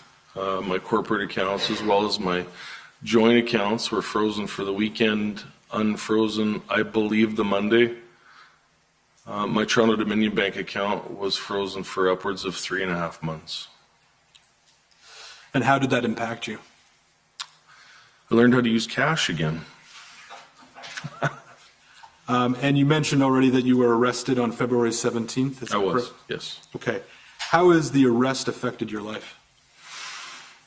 I guess they kind of caught us off guard. They were really professional and really good to work with. I can't say a bad thing about anyone. I was walking with my son and 3 other of the road captains. So if you Google my name in the arrest, you'll see a photo of me grinning.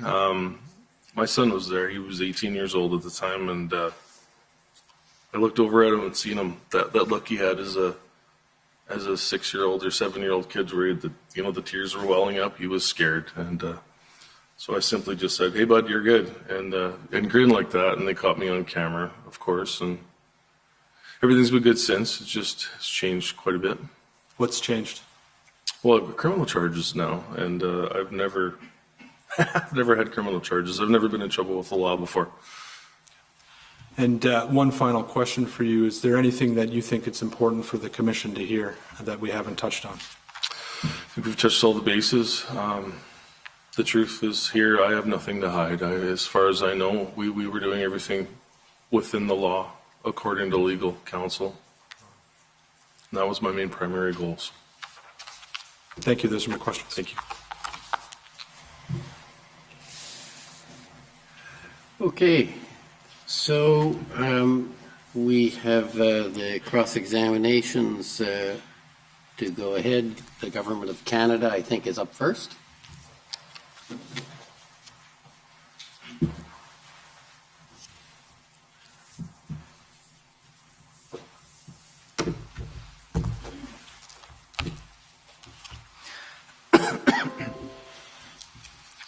This applies to all of us, I assume. The note about the translators, the reminder for the translators still here. Good morning. Good morning, My name is Andrew Gibbs, and I'm part of the council team for the Government of Canada. Mr. Gibbs. So we've heard a fair bit of testimony this morning about the start of the convoy and the general organization and the factions or divisions within the groups that preceded. Is that fair? Correct. So the spark, as I understand it, was you and Ms. Belton Yes. meeting over TikTok. Yes.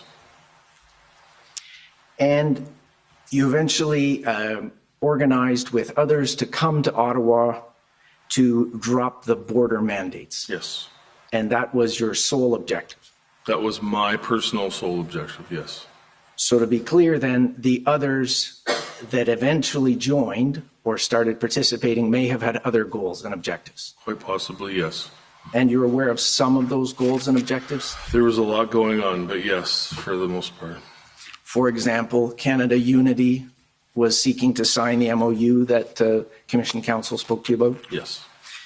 And others were seeking to, I'll say overthrow, but replace the Government of Canada. My understanding when it comes to the MOU, and I think that was the only thing that ever came up, was the fact that there was something in the MOU that said, and not necessarily overthrow, but hold the government accountable, apparently. And like I said before, I've never read the MOU. That was never anything that we came to Ottawa for. That was not even on the cards, and if anybody came to me stating that, I would have promptly told them to go home. I think you had mentioned you attended a Facebook Live interview. Yes. And Pat King was hosting it. Yes. And I believe the MOU was presented during that. Yes, correct. And do you recall Pat King saying that the objective was to tell the government who's in control? You could have, yes. And to give them pink slips? Possibly. And a pink slip you would understand as removing them from their jobs, firing them essentially. I can't speak for Mr. King, but possibly. Okay. Now, as the groups started joining you, I think we saw one TikTok video where you mentioned that this is, and I believe your testimony as well today was that never expected this level of participation in your wildest dreams. No. So many people joined this protest. Yes. And in fact, it became a multi-purpose protest. I guess so. I stayed with my original beliefs of the border mandates. That was the one that affected me the most. That was the reason why I got involved. All the other mandates in place that I had issues were provincial mandates, so really had no relevance here in Ottawa. But some people in the group seem to think they did. I guess so. Like I said, I can only speak for myself, and then my primary goal was border mandates. Okay. And so during the Facebook Live, Mr.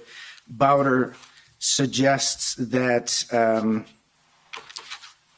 there will be a number of events that occur. And in fact, in addition to the Facebook Live, which was referenced at COM 50829, there's a separate video where you and the other organizers, Ms. Belton, Mr. Bowder, and Mr. King, are interviewed by Benita Peterson. Do you recall that interview? I don't recall that. Okay. It's in the record at COM 50838. And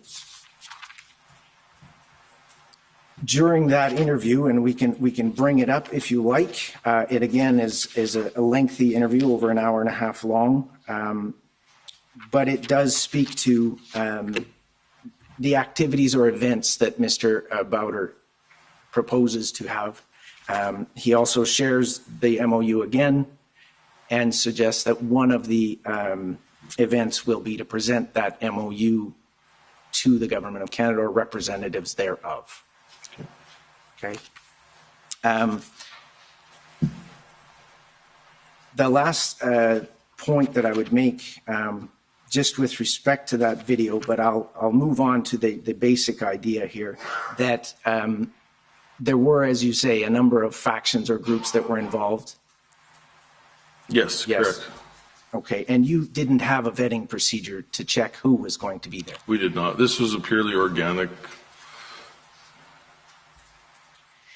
And so as the announcements and the invitations started to come, the convoy that was planned with Mr. Bowder's logistics started to catch fire. Yes. And you'd mentioned that all truckers are different. Yes, very much so. And it's a bit like herding cats. Yes. And if you put 200 in the room, somebody's going to get a black eye or a broken nose. Primarily, yes. How many did you bring to Ottawa? Oh, many. Like I said, there would have been 2,500 vehicles in the West convoy. There was convoys from the East, convoys from the South. There was convoys. I don't know the numbers on how many people were here. There was a lot. On the weekends, it was very, very busy. It was very busy. And is it fair to say that you couldn't control them all? Absolutely, I could not control them all. Is it also not correct that you had a large flag on the back of your truck? It was a billboard sign, I believe. And what did it say? I don't remember. It's hanging on the wall in my shop right now, but it's something about mandates, I would imagine. I don't remember. If you could refresh my memory if you have it. Well, I believe that perhaps you'll agree with me that there were many flags around town with the message F Trudeau. Yes. I didn't have on the back of the bunk of the truck, I have a decal there that says that. I did not have a flag on my tractor that had that on it. Okay, so there was a decal on your truck with that slogan. Yeah, a smaller decal up on the back of the bunk. And would you agree that that became a bit of a rallying cry? I was surprised to see how many it was. There was a lot all the way across the country, yes. And were there other messages against the Liberals? I think it was just that, as far as I remember. Okay. I seen a better rendition of it the other day. By the way, my thoughts have kind of changed on that a little bit. I seen a young kid a couple days ago that said hi to me, and he had a Truck Trudeau shirt on. Same underlying message? But probably a little more politically correct. Right, but understood by Yes. the crowd as being the same message. I would assume. And encouraging children to share that message. It was a child that had it, so. Okay.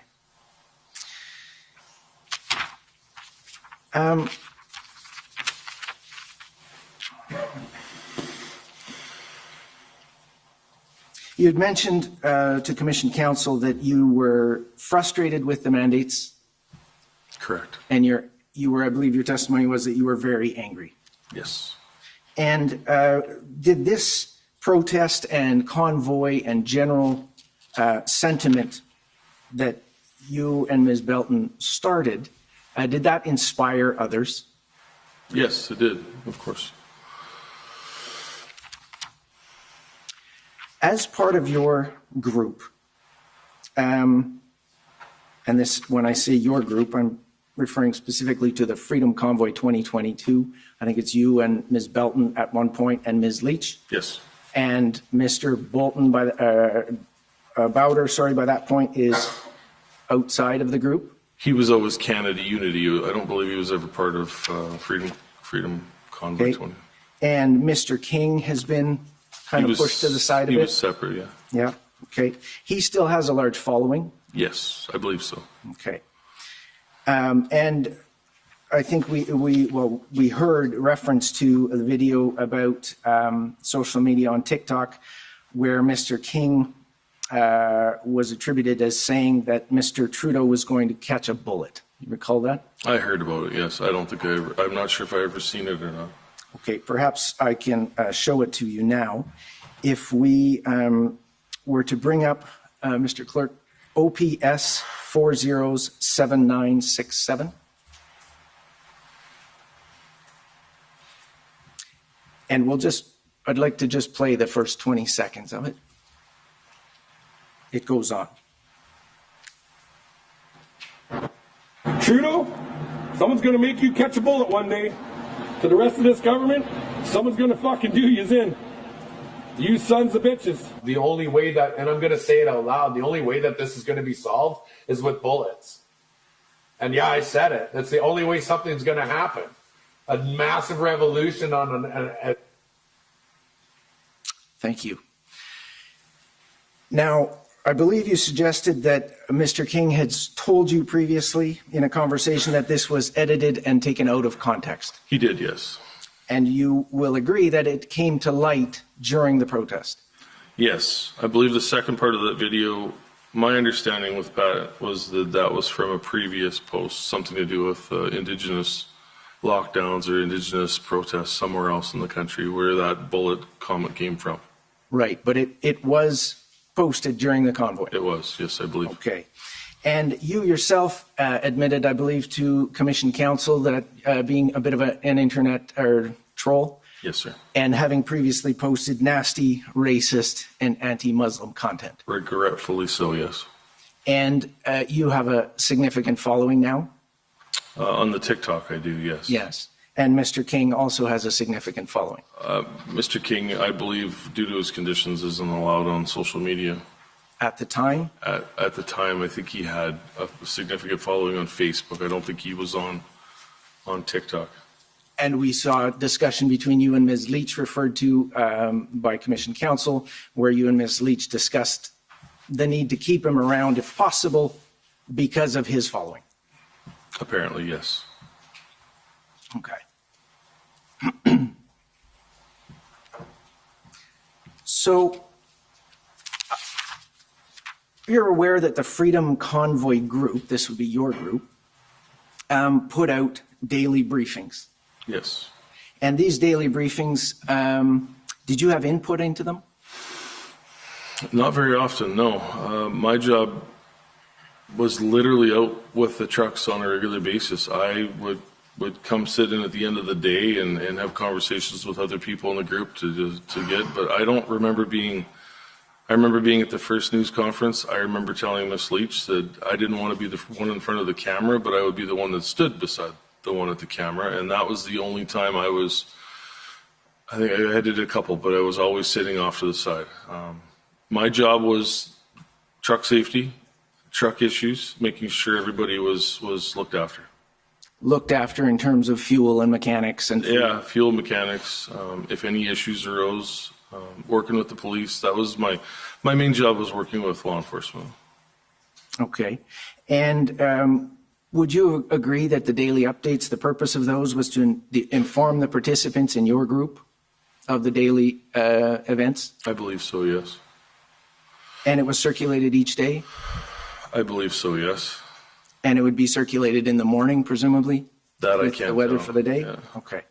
So if we can turn to HRF 709, and this should be dated January 28th, if I'm not mistaken.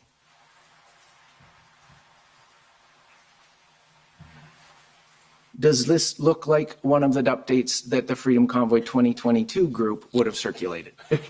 It could have. I don't really remember reading any of them. Okay. Well, we'll just walk through it briefly because there are a few of them that I'd like to bring to your attention. This one is dated January 28th. It provides that the Saturday weather is sunny, low of -21, etc. for Sunday, Monday, Tuesday, Wednesday. And then it's giving the general update on the overview. You see the overview paragraph there will be the biggest protest movement in Canada ever. Would you agree with that? Yes. And if you scroll to item 8, I just want to bring this to your attention because I believe you said earlier that the only purpose of this, your group, Freedom Convoy 2022, was to end the border mandate. I noted that was my personal mandate. That was Okay. myself. I don't speak for everyone on the group. So I didn't have anything to do with these drafts on a daily basis. I was purely here for the mandates. Okay, so is there somebody we should be speaking to with respect to these daily updates? I'm not even sure who produced these on a daily basis. I can't speak to that. Like I said, I was out. I literally got out of bed at 7 o'clock in the morning every morning, if not earlier. I was out with the trucks Slow down, please. the entire day. I was on the ground the entire time. At the end of the day, if something urgent arose, I didn't take part in any of these updates. So you'd agree that you were one of the faces of the Freedom Convoy 2022 Agreed, yes. with the largest social media presence That could be contested. I'm not sure. Yeah, by others in the power struggle, presumably. could have been, yes. Okay. So item 8 states, of note, Deputy Prime Minister and Finance Minister Chrystia Freeland is on the board of trustees for the World Economic Forum. She is a key figure there, along with President Xi of China, Bill Gates, and other globalists. It was the Global Economic Forum that started. It is 2030. You will own nothing, that stated, it is 2030, you will own nothing and you will be happy. Had you heard this message before? I've seen it on social media before. I didn't, like I said, I never read this document, so I don't know what would be in it. Okay. There are a series of these daily briefings, often making reference to the World Economic Forum. And there is one at HRF 5029 on February 8th.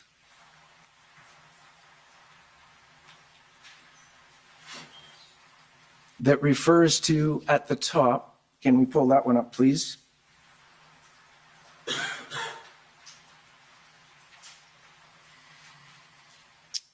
Again, this is February 8th, and there's an image of the COVID-19, the Great Reset, is from the World Economic Forum. Deputy Prime Minister Freeland is on the board of trustees of the WEF. Again, had you heard of the Great Reset before? Via social media posts, more so in the last 6 months. I don't recall seeing that or even hearing about it at the time.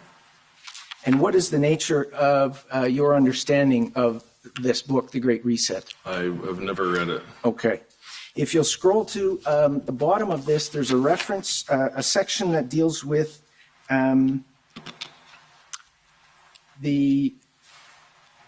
if you go to the next page, tow trucks refusing service. You see that section? Yes. According to Ottawa City Manager Steve Kanalakos, who testified earlier about the difficulty of obtaining tow trucks to the Commission, all tow truck companies under contract to the City of Ottawa are refusing to provide heavy tow truck services. This has been, this has been a common occurrence right across Canada as tow truck operators are considering their long-term relationships with the trucking industry as well as the Canadian public. Is that consistent with your understanding? I believe so, yes. Thank you.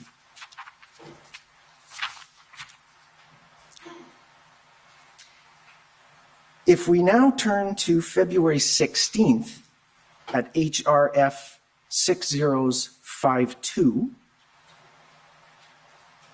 and this is the last, or second to last daily update I'll bring you to.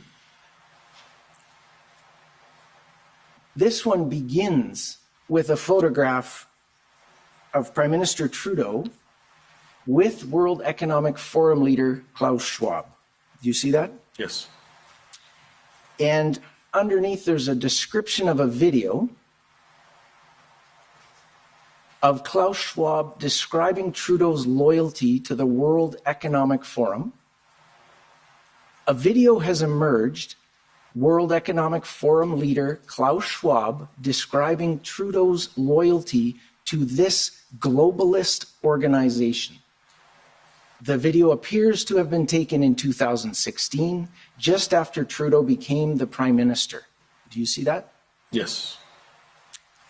And if we scroll to the bottom, there's a Twitter link there with the number one waffler. If we scroll to the bottom, it ends with a photo of Deputy Prime Minister Chrystia Freeland. Yes. Do you see that photo? I do, yes. And the caption reads, Finance Minister Freeland, seen here at a World Economic Forum event, says the government can arbitrarily seize bank accounts, crowdfunding, money, and cryptocurrencies. Now, this is issued on February 16th, this newsletter, to your group, the faction of Freedom Convoy 2022, correct? Yes. Now, on February 17th, another post is issued, HRF 6083, which is a special notice issued by the group.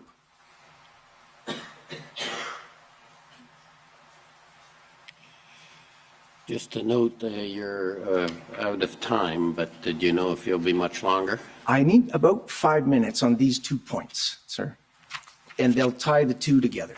Okay, well, Thank you. make it If I may tight, have your please. indulgence.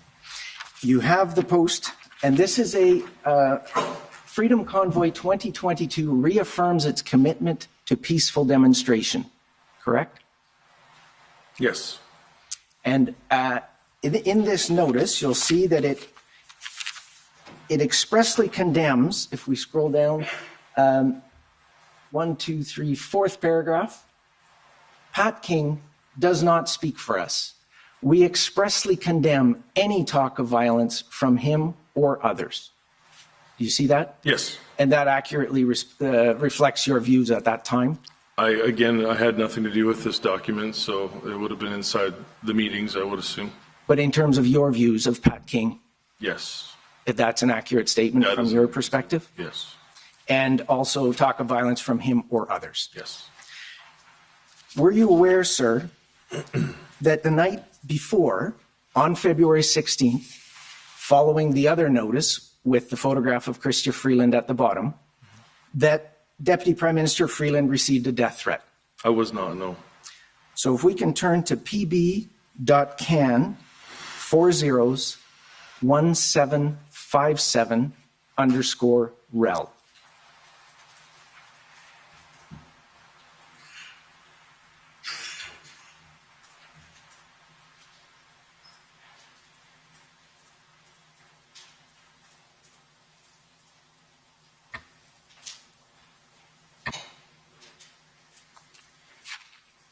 And again, you had said earlier, your testimony here today is that you had no control over the people who had come to the protest in response to your open invitation. Correct.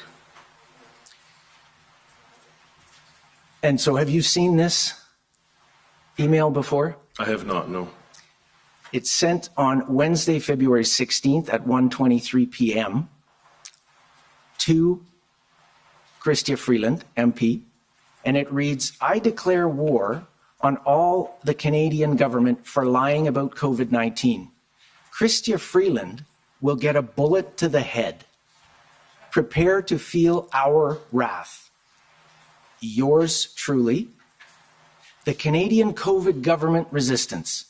We will visit you at your home this Friday at 6 p.m. So you better be hidden and be placed into protection because we know where you live. And signed, Larry Jenkins. I assume you would reject this statement and any such action. Unequivocally, yes. Thank you. And the last question then is, were you aware, sir, that on February 16th, the same day, the OPP apprehended someone in Ottawa who was wearing body armor and carrying a large knife, along with other knives, a sword, and machetes that were seized out of his truck? I was not aware of that, no. Okay, I will take you to OPS 3011837. Mr. Commissioner, I understand my friend's out of time, and this witness has testified several times he has no knowledge of these things, so I'm wondering what the purpose of this is other than grandstanding. Yeah, I'm not sure this is hugely helpful in the sense that he can't comment on any of these, but maybe you can just file it for the moment and try it on someone else when you have some time.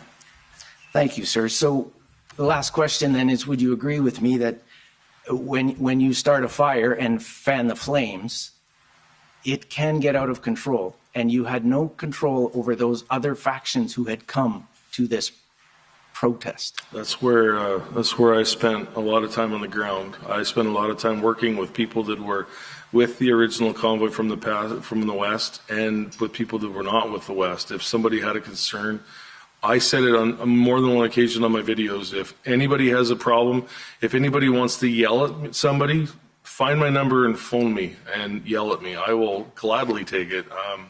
The last thing I ever wanted was a letter like that. I haven't heard that story up until now. Understood. And I believe, sir, that you'd also confirmed that you were not always successful in your efforts to convince the participants to agree with you or to follow you. Agreed, yes. Thank you. Those are my questions. Okay, so that takes us, I think, to the morning break. So we'll take a little time, and so we'll take 15 minutes and continue on the return. City of Ottawa.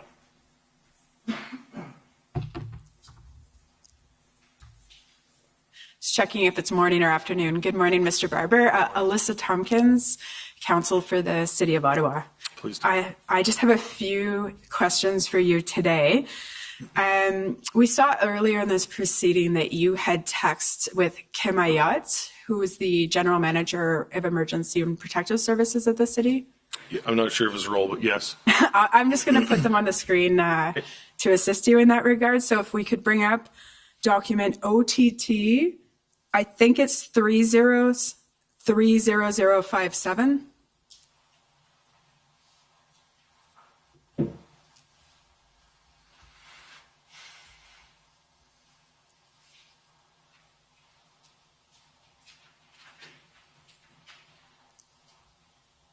And these are the text messages were produced by Mr. Ayat. So I believe Chris, protester, is you. I'm assuming so, yes. It looks like, yeah. Yeah, so if we could just scroll down to the third page. And I just want to talk to you a little bit about your role in moving the trucks and how far it got. So if we get to here, starting at this exchange, we're now February 15th, which I believe is the Tuesday at 8:30. And Kim is asking you how it's gone moving the trucks effectively, and in particular, how many big trucks you're able to move. So if we could keep scrolling, please. Just the large trucks and not the pickups or cars. And then I believe this is your response. If we keep scrolling. Yeah, can you confirm that you provided this information to Mr. Ayat, that it's accurate, and any elaboration that you see fit? So to my recollection, we moved approximately 100 vehicles out of the downtown core on that February 15th, 40 of which were tractors, semi-units, and apparently approximately 23 were moved up onto Wellington in one block. Okay, now when you say 23, what happened to the rest of the 40? They moved out of town. They would have went to exit. We called it exit 88 Armoire or Armoire? Antrim. Yeah, Antrim truck Antrim? stop. Yep. Antrim. Or there's two different ones, and I always got confused with which one it was. It was the one on the east side of town, anyway. So. Okay, that was my next question was about the trucks leaving downtown. Now, after this, if we keep scrolling, it refers, I note, in passing, to you tiring yourself out. So again, your weight loss. Sorry, if you could scroll up, Mr. Clerk. Apologies. So then Kim writes to you about running into trouble with any trucks. And then if we can scroll down to your response. Thanks. Keep scrolling. Yeah. So if you can just confirm that you wrote this to Mr. Ayad, and then just provide a little more context for the commissioner. Absolutely. So February 14th, we had a meeting at City Hall with Kim and Drummond and I believe Steve, if I'm not correct. Steve Kanolakos? I believe so, yes. We left that meeting excited, ready to go out. We did an agreement that we were going to move as many trucks as we could out of the residential area up onto Wellington. Myself and 3 other road captains that were close with me went out and started speaking with the drivers, trying to figure out who was ready to move. Who was ready to move first thing Monday morning, who we could count on, and where we could get them to move. So 7 o'clock in the morning rolled around Monday morning, February 15th, and we struggled with communication between police, city, and ourselves as to who allowed the move. So we were on at 7 a.m. It was roughly, I'm thinking about 12:30 after lunch before the first police car actually moved and we were allowed to move. So my understanding, we had 72 hours to get as many vehicles out of the downtown core as possible. Something broke down. It was out of my control. We got as many trucks as we could that day. And you remember it was cold. And at the end of the day, I was wore out. I was done. It was a lot of walking. It was a tremendous amount of walking. Something happened. At the end of the day, there was a breakdown. I believe Chief slowly resigned. Something happened where the deal was off the table and we were done. So I did everything in our power. We had so many more places on Wellington. We could have put more trucks. We mapped everything out. We had guys who were ready to move. We ran out of time in the day on the Monday, and then planned to continue moving on the Tuesday. And like I said, something fell apart. We were done. Okay, when you say something fell apart, you have no further evidence on that from the commissioner? My communication was with Nicole with OPS, and she'd explained to me that we'd had our chance. I don't remember how. My text messages were at the police station. That we had our chance, and we didn't accomplish what we agreed to do, and the deal was off the table. Okay. That was different from what my understanding of what the day was. Where things fell apart, I still yet to understand. Okay, those are all my questions. Thank you very much, Thank Mr. you. Barber.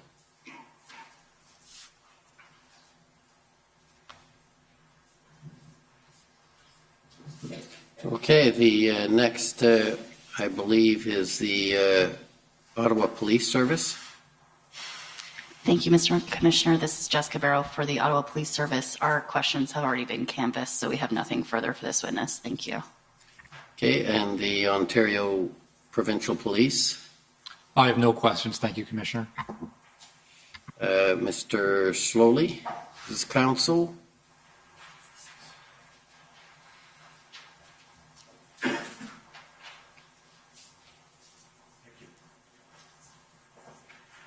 Morning. Morning. I'm Tom Curry for former Chief Slowly. I just have a few questions about some facts, if you can help us. The trucks, first of all, I appreciate you don't have a good, accurate count of how many vehicles were in the aggregate of the convoy, or even, I suppose, the Western convoy. Would that be right? Yes. Can you tell the Commissioner, though, whether the trucks that came with you in the part of the convoy that you had initiated, were those independent operators?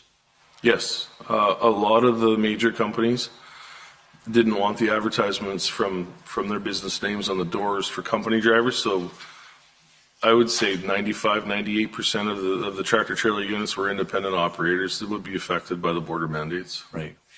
And that probably relates, doesn't it, to your inability to have all of them follow a particular single set of instructions. Independent operator is more likely to be an independent thinker, and yes, generally yes. And were those independent operators who came from the West operating tractors that had sleeping compartments? There was a mix. I'm not sure of the numbers. A very small, what we consider called day cabs, where it's just a cab and no sleeper unit. A very small amount. I remember seeing a handful. Yes, there was a few there. And a day cab operator is not, by definition, that's a person who's not operating a vehicle on a long haul unless they've got accommodation someplace else, which they wouldn't normally have. Right. And so for the drivers and operators who were in tractors with sleeper units, did they remain in their sleeper units during the period of the convoy? I'd say there'd be a mixed bag. What I kind of realized, the community really came together. So there would be, the trucks would have to run a lot because it was so frigid. What one guy would do would rent a hotel room and then cycle through drivers to get cleaned up and showered and looked after. The majority of the guys slept in their trucks in the night. And they'd need fuel to keep running for the reasons that you've given, to keep the unit warm. Yes, for heat. And so the fuel, did you recognize it as that? I appreciate what you told my friends, that you weren't 100% sure how long this thing was going to last when you came. Fuel wasn't something we were worried about at the first. We didn't know. I didn't know what to expect when we got here. I had no clue. And so it was confusing to try and keep everything straight in a day. And fuel became a challenge for you as a convoy organizer and police and the residents in the community because of the safety risks. Is that fair? Yes. And was that one of the things that you tried to work with police to minimize that risk? I remember having conversations with some of the officers in regards to what we call a slip tank, which is a fixed 500-gallon tank in the back of a pickup truck with a hose and a pump. Was a lot safer and a lot less risk of fuel spilling compared to people walking around with 5-gallon jerry cans. That wasn't the proper way to do things. And I tried to have a conversation multiple times to get more slip tanks in to put fuel in those trucks compared to the safety hazards of the jerry cans. Right. You hadn't brought slip tanks yourselves? No, we didn't. No. So there was, in terms of the organization, the fuel and how you were going to provide fuel for trucks running past, say, the first weekend was not a part of the plan that you had. It was fair? not. No, not at all. Okay. And then a couple of things. You told the commissioner that you succeeded in moving the load. I think it was a load safe truck that was on an angle at Rideau and Sussex. Yeah. Police had been unable to get that operator to cooperate, and even then, when you turned to the rest of the Rideau and Sussex operators, no luck at all. I tried multiple times with Rideau and Sussex, and good guys, really good guys, and they had a point, and they were protesting, and we just had a difference. I did what I could, but. A couple of other things, and finally, if I could, Mr. Barber, you told us, and I don't want to know what the legal advice was, but early on in this effort, is it right that you turned your minds to what protests, what lawful protests looked like and what unlawful protests would look like? We were very fortunate that we had lawyers fly in, I believe it was the first week, and we had guidance there. We had somebody that we could have, would tell us what our rights were, because, you know, being truck drivers, we're not all really good at litigating. So we had lawyers, we had people that could give us advice. There was a ton of advice there, and it was very much appreciated. Weren't able necessarily, or maybe at all, to put that legal advice into action across the whole spectrum of the convoys, though? No. And final thing then, Ed, I think on the 7th of February, you became aware that police were intending to mobilize additional personnel in the number of 1,800. Am I right that signaled to you as a convoy operator that there was going to be a police response coming? Yes, it did. Yeah, we knew it was inevitable at some point, I guess. We were hoping it wasn't. We were hoping we were able to resolve the issues with the government and we could all go home, but that didn't transpire. And you knew as to that, the negotiation, that speaking to police you've heard about the police, you probably saw them. Spoke with a lot of police liaison. They weren't able to, they were never going to be able to negotiate with you for the kinds of things that you wanted to speak to government about. No, they were successful in negotiating between the city, I believe, and us, and that was a step in the right direction. We were hoping that one step forward would maybe result in another step higher, and we could have an audience, but it didn't. With the federal government? With some sort of federal government, yes. Thank you for your time. Thank you. Thank you. Next, the Ottawa residents.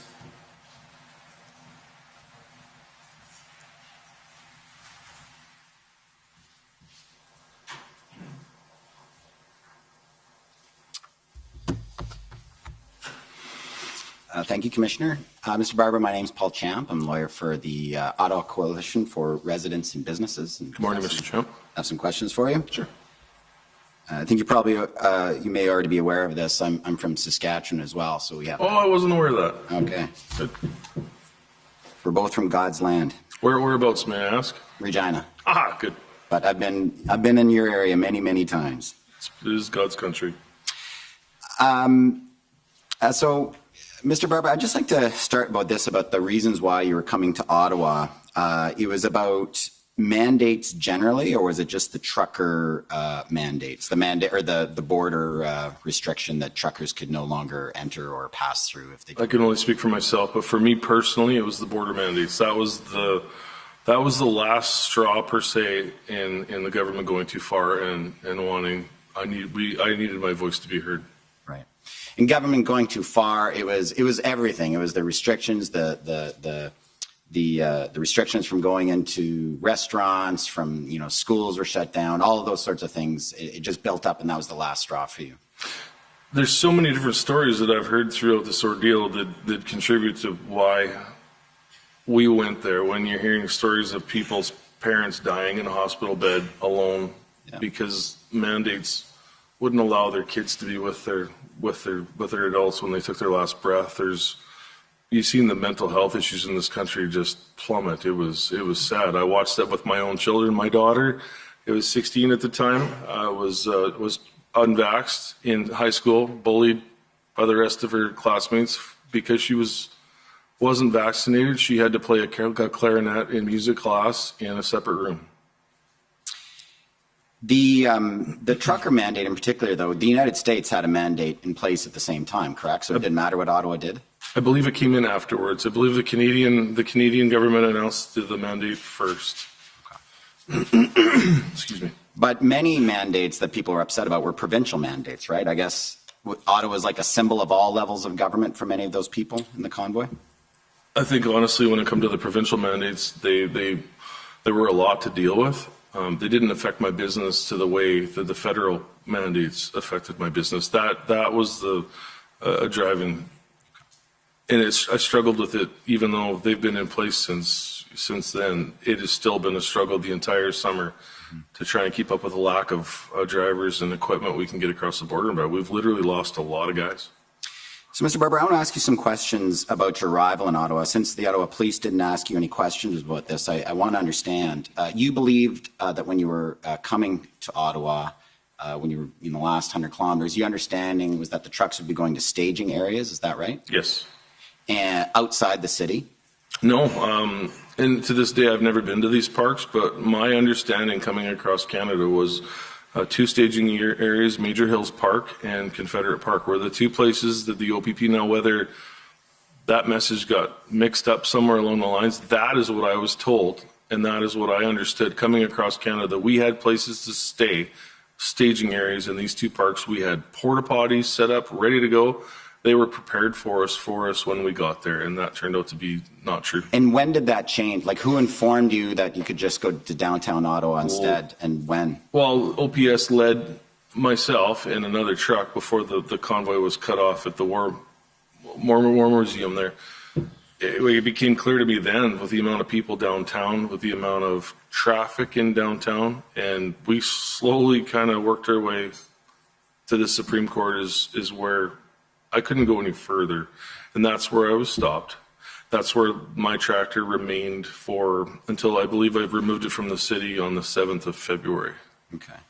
And where did you stay during the course of the protest? I had a hotel room. We were at the Ark Hotel for a little while, and then we moved to the Sheraton, I believe. Okay. And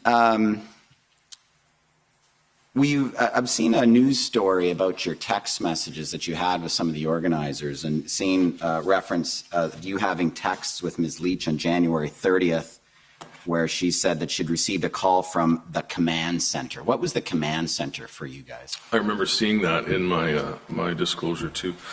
So the text message was something to the sort of received a message from the command center. Was the basement at the Swiss Hotel. We had people there that were looking after EMTs. We had people on the ground to make sure people were safe in the crowds. EMT, RCMP, or police response. Right. It was quite the operation. Tamara discussed the fact they wanted to gridlock the city. Right. And she said, I don't want to make this decision on my own. Can you come head over here soon? Did you go over to that meeting at the command center? I don't remember having that conversation with her, and even if it had happened, I went right back out to make sure emergency lanes were open with police. So if there was a meeting, it wasn't to gridlock the city.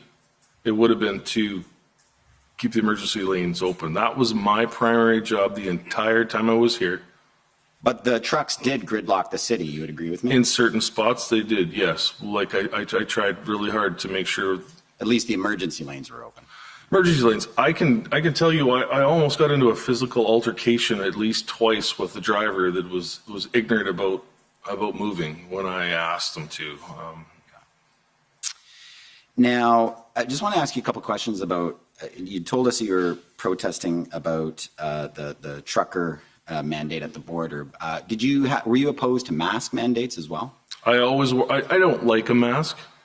It's not something that I really enjoy wearing, but in the province of Saskatchewan where I'm from, I always wore my mask. I like to look at it as I didn't want to have that business get into trouble if a health officer walked in the door and seen I was being ignorant and didn't wear a mask. So I'll admit, when I was in Ottawa, I didn't wear a mask here. We were here for anti-mandates, but I have always followed the rules wherever they are, in every restaurant. When the COVID vaccine passport came out in Saskatchewan October 1st, I didn't go to a restaurant. In Ottawa, though, you'd agree with me that large groups of convoy protesters were going into stores and restaurants and shops all unmasked. You were aware of that? I was never part of that. You weren't part of that, but that was a protest tactic, wasn't it? Not on my part. I believe that was more Canada Unity and James Bowder. I believe that was something that was discussed in the January 13th. I remember watching it and listening to James talk about that. So it was a tactic that was discussed, but you didn't necessarily support it or take part in it. I never took part in it, no. And you were aware that in Ontario, there was a law that stores and shops couldn't allow people in with masks, and they'd be fined if they allowed that? You were Understood, yes. Yeah, and did you hear stories about staff who were saying things, people, please put on a mask or leave, and staff being threatened? Did you hear stories about that? Well, I was sick for a little while with a cold, a really bad cold, and I remember going into Shoppers Drug Mart downtown somewhere near the hotel, and I had to put a mask on because the lady wouldn't serve us and refused to serve us, so I put the mask on, and no blood. I just want to ask you some questions about the money. The money that was raised was meant to cover fuel and food and travel expenses for the truckers, is that right? Yes. It also covered hotel bills, is that right? We never had any access to the money. We had a short stint of access. A lot of times the drivers paid for their own hotel rooms. We had approximately, I believe it was like $20,000. That's all the access we had to the money before, I believe, the bank accounts were frozen. You're talking about the GoFundMe money. Yeah, the GoFundMe. Yeah, but you guys raised an enormous amount of money outside of that, right? You were raising thousands of dollars a day in cash and e-transfers, correct? Yeah, the e-transfers would have went into Ms. Litch's personal bank account. And cash? I don't know what happened with the cash. There was always people donating cash. It was all around, I guess. There's an interview summary in this matter, I presume you're aware of Mr. Eros. You know Chad Eros? Yes. And Chad says that there was approximately $20,000 being raised in cash per day. Does that sound roughly accurate to you? He was the Freedom Corp paid accountant. I had no knowledge of that. I wasn't involved with any of that. He also speaks about how that occasionally to get rid of all this cash on hand, they were putting it in envelopes, putting numbers on it, and were giving it out to truckers. You were aware of that? Yes, I took part in that spot. You took part in that. So you were aware there was large amounts of cash. I didn't get to count the cash. I was given envelopes, and I would go then see what drivers were in need of some cash and deposit or give them the cash. Right. So you were handing out, it's my understanding those envelopes was between $500 and $2,000 per envelope? $500. There was another group that came in towards the end that I believe Miss Belton's group were handing out $2,000 apparently, but it didn't go as far. And the average trucker earns about $45,000 to $50,000 a year. Is that right, Mr. Barber? I would say probably more. I'm not sure, 70. It's kind of hard to live off $50,000 a year in this country now. For sure, for sure. Now, the big amount of money that was raised that you could never access with GoFundMe nor Give, Send, Go, there was a lot of people wanting access to that money. Is that right? I believe so, yes. And you guys had to deal with people opportunistically wanting to try to find ways to access that money from you? I believe it'd be a better question for Ms. Litch. I really never, sorry? That's fair. That's fair. Okay. Just getting back to the hotel bills, though, your hotel bill was paid for by someone else, correct? Yes. And who was that? Mr. Guerra that was paying for your hotel? No, there was a businessman that helped us out along the way, Mr. Burgo, Joseph Burgo. I believe he was fitting the bills for some of our hotel rooms and then mentoring us and helping us out with. What about Mr. King, Pat King? His hotel bill was paid as well by your group, is that right? I believe he was. I don't know where Pat stayed. I was under the understanding he was outside the city somewhere in a Airbnb or whatever they call it. Didn't Mr. King approach you at times asking if the war room or the command center could provide a large amount of money to pay off hotel bills of other supporters? I don't recall him talking to me personally about that. But him asking you to put him in touch with someone who had access to the money? There's a lot of things going on a regular basis, but I don't recall. Just want to ask you now about the honking. Now, as a truck driver, can you tell us what are air horns and tray horns for? So an air horn is a factory set of horns on a commercial truck, which is usually mounted on the roof of the cab, operated by, in my personal truck, it's a chain in the center of the dash in the top, and you pull it, it operates the two horns that are on the roof. A train horn is an aftermarket. It is literally 3 large train horns with a valve. Usually guys mount them. I don't own a train horn. I've never owned one. It's mounted on the floor and it's got a valve where you put more air to it to make a louder noise, I guess. They're obnoxious. And the purpose is because the trucks are so large to warn people from very, very, very far away that a truck is coming, correct? No, the purpose, in my opinion, personal opinion, on a train horn is just. Well, air horns or train horns, same. Yeah. No, it's used for two primary reasons. One's for excitement. I always like to go back to the kids sitting on the side of the road, or when you have a vehicle pass you with kids in the back seat and they're doing the arm pump. That's the excitement part of an air horn. Then the other part of the air horn is the danger. Right. And you're trained for your commercial license that air horns, even in themselves, can be dangerously loud, correct? Yes. Yeah. But in this case, horns became a bit of a symbol for the truckers coming to Ottawa. Is that right? I guess so, yes. And a symbol for the protest. My truck was parked in front of the Supreme Court from February 29th when we arrived until I removed it from downtown on February 7th. So I don't believe I personally pulled an air horn after. That wasn't my question. My question was that the horns became a bit of a symbol for the protest. They did, yeah. They were everywhere, yes. And once the truckers parked, you didn't, I get that, but many of the trucks were honking all day and night, correct?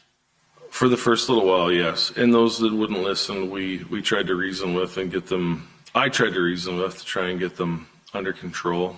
And they were honking on a schedule of some type, correct? Like it would be like 10 minutes straight for every 30 minutes or something like that? I don't recall that. There was something to do with that. There was a couple guys in front of Parliament that were obnoxiously blowing their horn, we'll say. Well, the block captains were coordinating with each other about how and when to blow the horns, were they not? That was never part of my dealings. I involved myself in a couple of the block captain meetings, but for the most part, I don't remember hearing anything about that. I remember there being a curfew, what was it, 7 to 7 or something like that somebody negotiated in the first week. My memory fails beyond exactly what it was. And you've told us, you testified that you put out several videos asking the truckers to stop honking and respect their residents. Is that right? Yes. But isn't it true, Mr. Barber, that your videos were just telling them not to blow the horns in the middle of the night? I don't recall that. I remember, the videos when I would yell, there's multiple videos out there of me yelling stop, and then it was daylight hours, so I was sleeping at night, and to be honest with you, where I was in the hotel room, I don't remember the train or the horns actually waking me or having a hard time sleeping.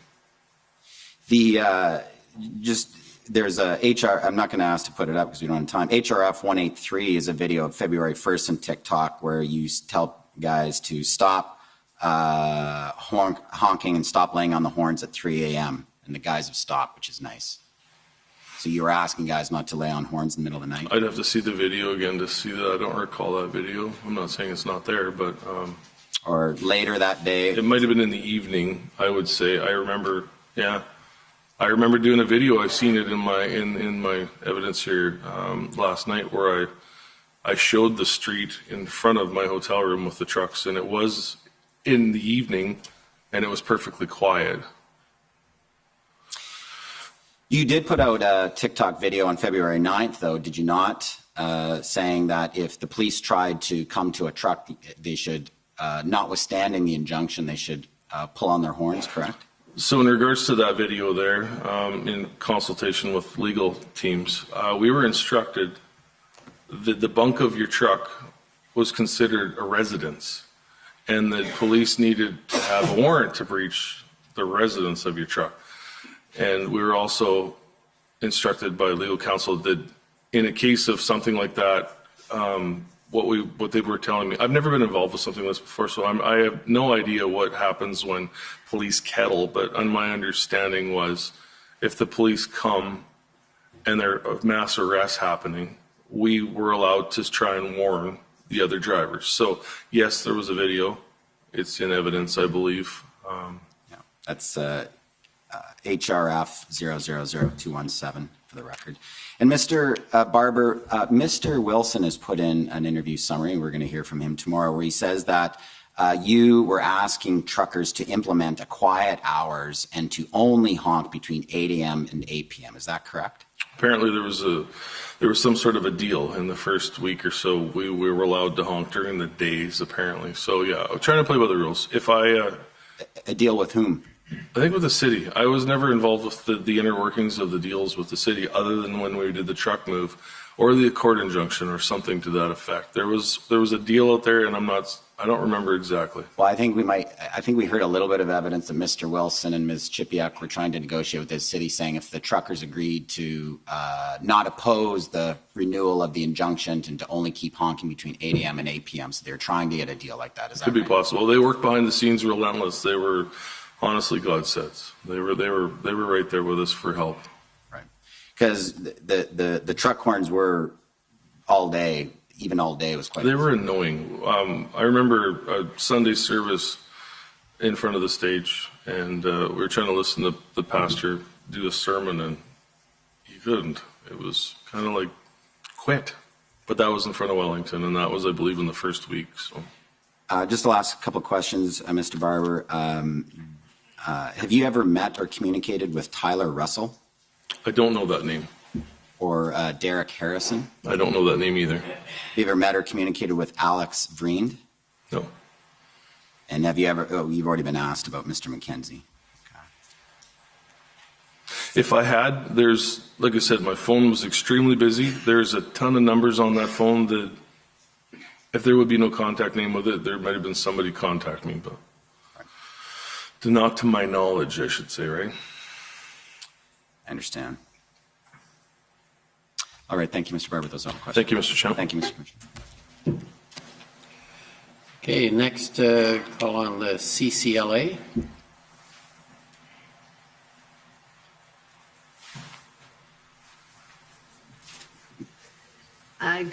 Good afternoon, Mr. Barber. I'm going to be asking you questions via Zoom. My name is Eva Krajewska, and I'm counsel to the Canadian Civil Liberties Association. Pleased to meet you. My questions are going to focus on the impact of the orders freezing the bank accounts. So I understand from your earlier evidence that your bank accounts were frozen during the course of or after the protest. Is that fair? Yes, they were. And can you just please specify for me, was it your personal account that was frozen? So we got three major accounts that were frozen. One was the corporate account. The other one was a joint bank account with my lovely wife. And the third was Toronto Dominion personal bank account. The personal bank account with Toronto Dominion was closed for roughly 3.5 months. I had no access to funds. The other two bank accounts were, they were closed for the weekend. A couple payments went back. I had one NSF charge, I believe, and the fuel cards got shut off for my drivers, so they weren't very happy. Okay, and so let me just break that down. The fuel cards for your drivers, are those business credit cards?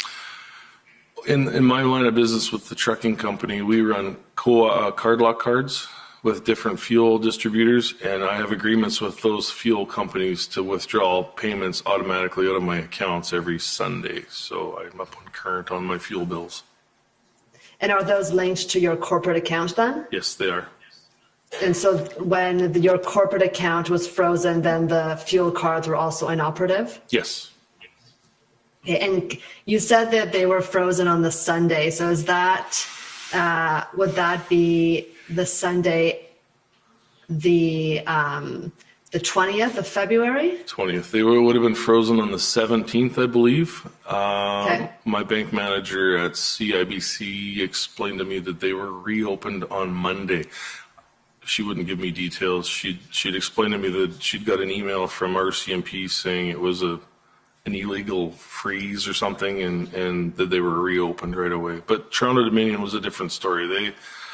Toronto Dominion was closed without any excuse. I tried desperately to get a hold of somebody from Toronto Dominion to explain to me why my accounts were frozen, and I yet to receive an explanation. And so with respect to when your accounts were frozen, were they frozen before or after you were arrested? I believe they were frozen on the day of. I wasn't really using a debit card. All the stores were closed downtown. So I believe the 17th is when they were frozen. Right. And you were informed that they were frozen with respect to your corporate account, your CIBC corporate account. It was someone at CIBC who informed you that they were frozen? I believe so. I don't think I knew that the corporate account was frozen until I didn't have a cell phone, so I couldn't check balances or anything until I got back home, I believe. So it was only after the fact when you came home that you learned that it had been frozen by, Yes. by a letter from CIBC or by a telephone call? That I can't recall. I don't remember if I got much correspondence. I'm personal friends with my banker at CIBC, so she may have sent me a text message. I didn't have a phone, so I can't recall. And in your TD bank account, how did you learn the personal one? How did you learn that that was frozen? The debit card wouldn't work. And you said that you tried to obtain information from TD as to why it was frozen and why it took so long to reopen? Yes. And you did not get, did you get a satisfactory answer? No, I didn't. I was given a phone number and a first name, and when I called that number, I was just a short answer. I believe I spoke with him. He called me back once. I kind of made it a point to call him every week to question him on why, and I never did get an answer back. And was the first name and phone number that you received, it was someone from the TD Bank? It was, yeah, somebody in Ontario, I believe. His name And is did you Jay. ever receive any correspondence from the RCMP or the OPS with respect to the freezing of your bank accounts? I did not, no. Okay. And can you speak to me first about the impact of the freezing of your corporate bank account? What impact did it have on your business? You mentioned the cancellation of the fuel cards. Can you elaborate on that? Yeah, a cancellation of my fuel cards, so I had to remake the payment. The fuel cards were shut off because of the lack of payment. There was an NSF charge. One that happened down the road a little ways. I applied for a loan and was going to put a significant amount of cash down, like money down on the loan for a deposit, and I was rejected from my financing company because of the account being frozen. Apparently, I don't know. They wouldn't really explain. They just said I was declined the loan, and I have a perfect credit rating. I've never been in trouble with credit. It's been years since I've been in trouble with a credit rating. 20 some plus years, I would say. So I stand good with the banks. That was a little tough to do. Sorry, sir. With respect to the fuel cards, for how long were your drivers not able to use the fuel cards to supply the vehicles? I would imagine it was a matter of a day or two. I was into the bank right away. I was home, so I was able to get into the bank and make the payment right away. And fuel companies are good, but they get pretty nervous when a payment gets returned. I'm sure everybody does. And sir, with respect to your personal bank account, you said that, how did that impact? Can you provide a little bit more elaboration on how it impacted you? You said that you had to use cash. What can you elaborate on what you mean by that, or how it impacted you to have your personal bank account frozen? It changes everything you do. You don't realize how much you use the debit card in your pocket, I guess. I went back to, as any Canadian, apparently you keep a small stash of cash for emergencies, and that got used. I had to go back to cash for the time being. Thank you, sir. Those are all my questions. Appreciate it. Okay, next, JCCF and Democracy Fund.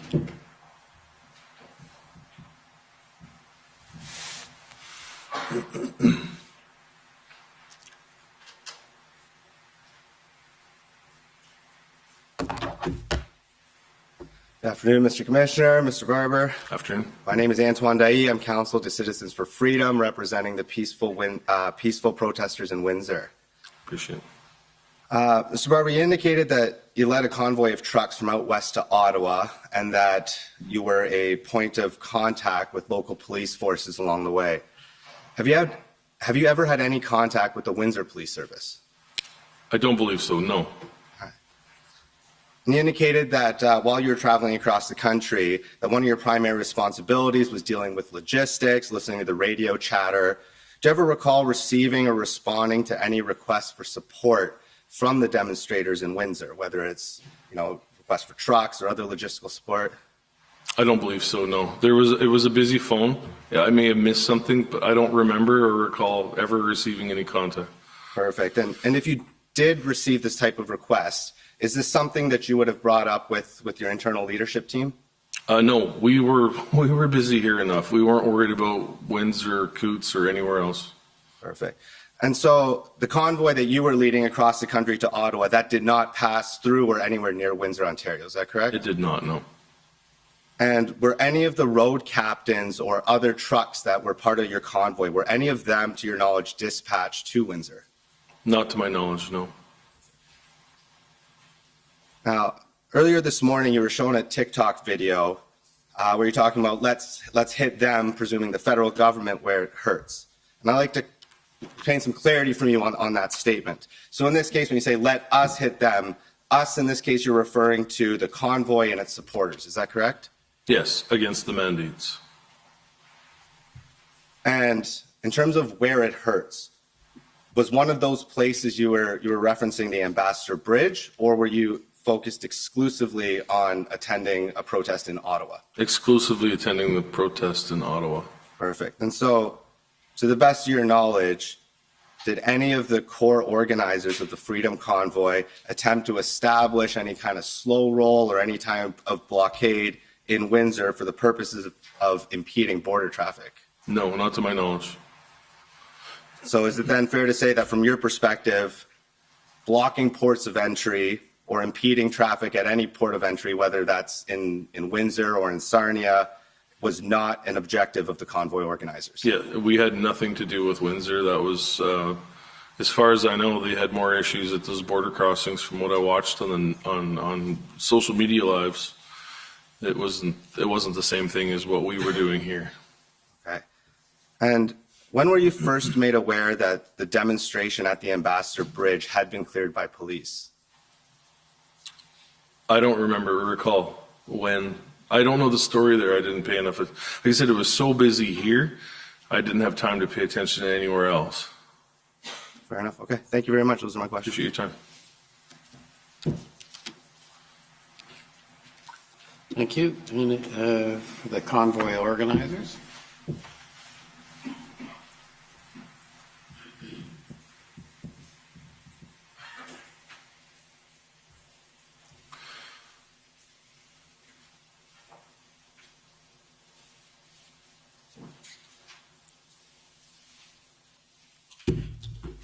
Mr. Barber, Mr. Miller. how are you? Very well. For the record, Brendan Miller, appearing as counsel for the Freedom Corp, which is the entity that represents the protesters, including yourself, that were in Ottawa in January and February of 2022. Good morning. How are you feeling? Feeling good. Thank you very much. Great. So first question, if at any time during the protest and the demonstration, if the City of Ottawa or the Ottawa Police Service provided you, the truckers and the protesters, an order from a court saying that you had to leave or move your trucks out of downtown Ottawa, what would you have done? A court order? I would assume we would have left, yes. Yeah. And I understand we've had discussions and you've had discussions with legal counsel. You understand what invoking the Riot Act now means, do you not? Approximately, yes. Yeah. And so if a mayor, sheriff, or justice invoked the Riot Act and ordered that you and the protesters and the trucks left downtown Ottawa, what would you have done? Instructed people to leave? And it's fair to say, as Chief Slawley testified, at no time did any police officer or city official come and tell the protesters that they were illegally parked and illegally, unlawfully protesting and had to leave. Is that fair? Not to my knowledge. At that point, my truck was out of the city. I had no equipment here. Okay. So my friend asked you about the Memorandum of Understanding drafted by a Mr. James Bowder and his Canada Unity organization. I have a few questions about that. So these Canada Unity folks, to your knowledge, how many of them were in Ottawa? Hard to say. I honestly don't know. James Bowder was the only one at the time that I knew. There was different people, I think, representing him. Okay. So how many Canada Unity folks did you interact with that you knew were representing him? I believe none. Okay. I believe none. And did you observe Mr. Bowder or anyone else that may have been with Canada Unity to be violent and commit any violent acts? No, sir. Okay. And did you hear of any of these Canada Unity members act in a violent way or try to incite violence? No. Did you hear any of these Canada Unity members state they wanted to overthrow the government of Canada by violent means? I never heard anything. And I take it that you asked your lawyers in Ottawa at the time, being Keith Wilson and Eva Chipiuk, about this memorandum of understanding from Canada Unity. Is that right? I don't recall having a conversation with them. I believe it might have been a conversation in the group of people together that it had no bearing and it wasn't to be looked at. It was essentially nothing. Do you remember the lawyers describing it as legal nonsense? Yes, I do. Yes. Okay. And I also understand, of course, you've had some interactions with Mr. Pat King, and as well as some of his followers. How many followers did Mr. King have? I think Pat had a substantial following on Facebook, I believe. Oh, no, I mean physically in Ottawa. Oh, there was a few. Absolutely, there was a few. How would you use a bit of a weasel word? Do you mind if you can clarify? What number would you estimate? There is so many people here. So many people with every different background. I don't even know if I could guess, Mr. Miller. Okay. And did you observe Pat King or any of his followers carry out any acts of violence? I did not know. And did you hear Pat King or any of his followers incite protesters in Ottawa to commit acts of violence? No. Did Pat King or any of his followers ever state to you that they're going to physically and violently overthrow the government of Canada? Never. No. And what about this Jeremy McKenzie fella? Did you ever hear of him seeking that protesters act violently or incite people to commit violent acts? No. Did Jeremy McKenzie or any of his followers or veterans that you know of say that they were going to physically and violently overthrow the government of Canada? None. All right. And lastly, of course, Ms. Tamara Leach. How's your relationship with Ms. Leach? Definitely strained over the last however many months it's been with a court order against us contacting each other. So yeah, I met her. I spent approximately a month with her, got to know her quite well. She's a genuine, a good person. And then I only get to see her now through legal counsel. So someday maybe we'll fix that. Now I take it, how tall is Ms. Leach? Pretty close to midget height. Yeah, she's about a midget. And I'm not even going to look at her. But I take it she's still a very scary lady, is she not? It's the short ones you really have to worry about. Well, yeah, like Napoleon. Absolutely. Absolutely. So she's the Napoleon of truckers. Is that fair? Yes. All right. Now, did the Napoleon of truckers, Ms. Leach, did she ever say to you that she intended to carry out an act of violence while she was in Ottawa? I don't think she'd harm a butterfly. No, she would never say that. Right. And I take it she also, you never saw her assault anyone or commit any violent acts? Absolutely not. And I take it she never said to you that she was here in Ottawa to violently take over the government of Canada? Absolutely not. Thank you.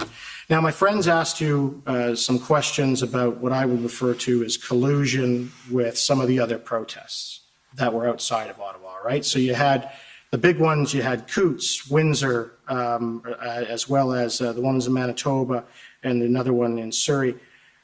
To your knowledge, did any of the truckers or protesters at all in all of Ottawa, to your knowledge, have any coordination in whatsoever in setting up these other protests outside of Ottawa? No, they were all, as far as I understand, they were all organic movements. Right. And you heard the evidence from Chief Slullian as well as Commissioner Carrerick. They speculated that it was possible that the one protest in Windsor was coordinated with Ottawa just based on the geographical distance between the two and the splitting of resources. Do you have any comment on that? I don't agree with that assumption. I can't see being how organic the movement was. Honestly, I'd say we weren't smart enough to come up with that idea. Okay. Well, that's a fine admission. Now, if Mr. Register, if you wouldn't mind putting up document HRF 00000052. It's the one that Canada, for the Attorney General, put to my client earlier.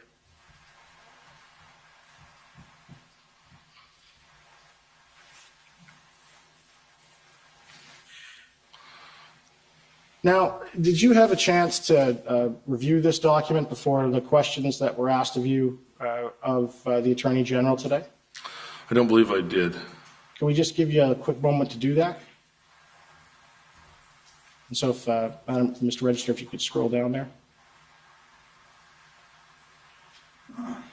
So there, and just for summary for the folks at home, you have a heading with Ottawa weather, inspirational thoughts for the day, a video of Klaus Schwab describing Trudeau's loyalty to the World Economic Forum, a CTV poll on the Emergencies Act, which states that 81% of people disapprove of it, financial supporters, scrolling down, Quebec drops mandates, Feds scrap pre-arrival PCR tests, British Columbia drops capacity limits, bank run, crypto bank, the picture of Madam Deputy Prime Minister, another Albertan, and Daily Humor. Yes. Do you see anything invoking violence in that document? I don't know. Do you know of any of the documents that are like that, the daily briefings that asked for violence or sought violence? I can't speak. I don't think I read any of them, but I would say no. There was never any talk of it. Okay.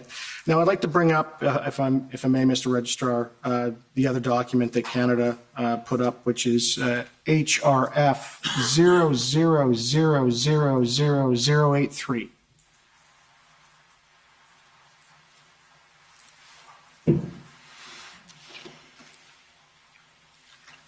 Okay. And you were, it was put to you, the video of Mr. King, Pat King was put to you with respect to the bullets comments. And this was the media release, I take it, that was released in response to that? The dates seem pretty far apart for that. I believe the bullets comment was earlier, so I'm assuming this was the day I was arrested, so I haven't read this one. Okay. Do you want to have a read? Yes. Yeah, I didn't review it at the time, but I've seen it now since. And I take it, do you agree with those statements therein? I do, yes. Okay, thank you. And I also understand that with respect to the daily security briefings, the one that we looked at earlier, you weren't involved in drafting any of these? I was not, no. And I take it you didn't review any of them before they were sent out? No, sir. All right. Now, with respect to the mandates, and I just want to touch on that briefly, can you tell the Commission about how the mandates impacted your children, other than what you already have with respect to your daughter's clarinet story? Well, I've got a 19-year-old son, Jonathan. He was 18 at the time. He's refused to get the vaccine. He's been around people with COVID multiple times, and he's yet to catch it for some reason. So he's going off his natural immunity. He's a very strong-willed guy. I don't know where he gets that from. He refuses to get it, and I stand behind him on that. Okay. And what else? Anything else other than what you've already said? My parents, my father received his second dose of his, and it could be together or not, his gallbladder quit working on him. And I watched my father deteriorate quite badly. He's fine now, but still, you lose that body mass. You don't seem to get it back at 70 years old. So, okay. Now, I want to move on from that and talk about some of the moving of the trucks. I understand at some point in the protest in Ottawa, you moved your trucks from Wellington, or your truck, out of the city to a remote camp. yes. When was that?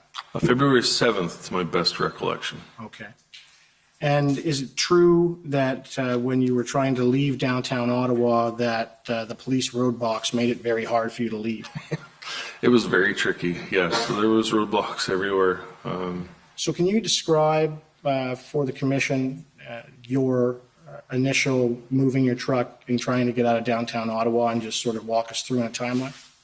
It was February 7th, I believe. I was parked in front of the Supreme Court, so, and I still didn't really know my way around Ottawa that well at that time. So I remember going down whatever street would have been near there, Lyon or somewhere in there. It was tough. It was hard to navigate your way back out of there and then make sure you were on the right street that was heading the right direction. So eventually I made my way out of the city. It was tough. And how did you get past the barricades and the blockades? You had to get a police approval to move every single barricade. There was a police car. There was, when we first arrived in Ottawa, the city officials used payloaders, graders, and trucks to blockade the streets for safety concerns or whatever it was they did. And then when the snowfall came, the first snowfall came, I remember they removed all that and they replaced them with concrete barriers. And then a police car would sit at each barrier in the center and would be able to move to allow traffic to go through. So. And to your knowledge, was there any incidents of any of the truckers and protesters trying to leave but could not? No. If somebody needed to leave, we would facilitate that no matter what. And what I mean is with respect to moving the police barricades. Oh.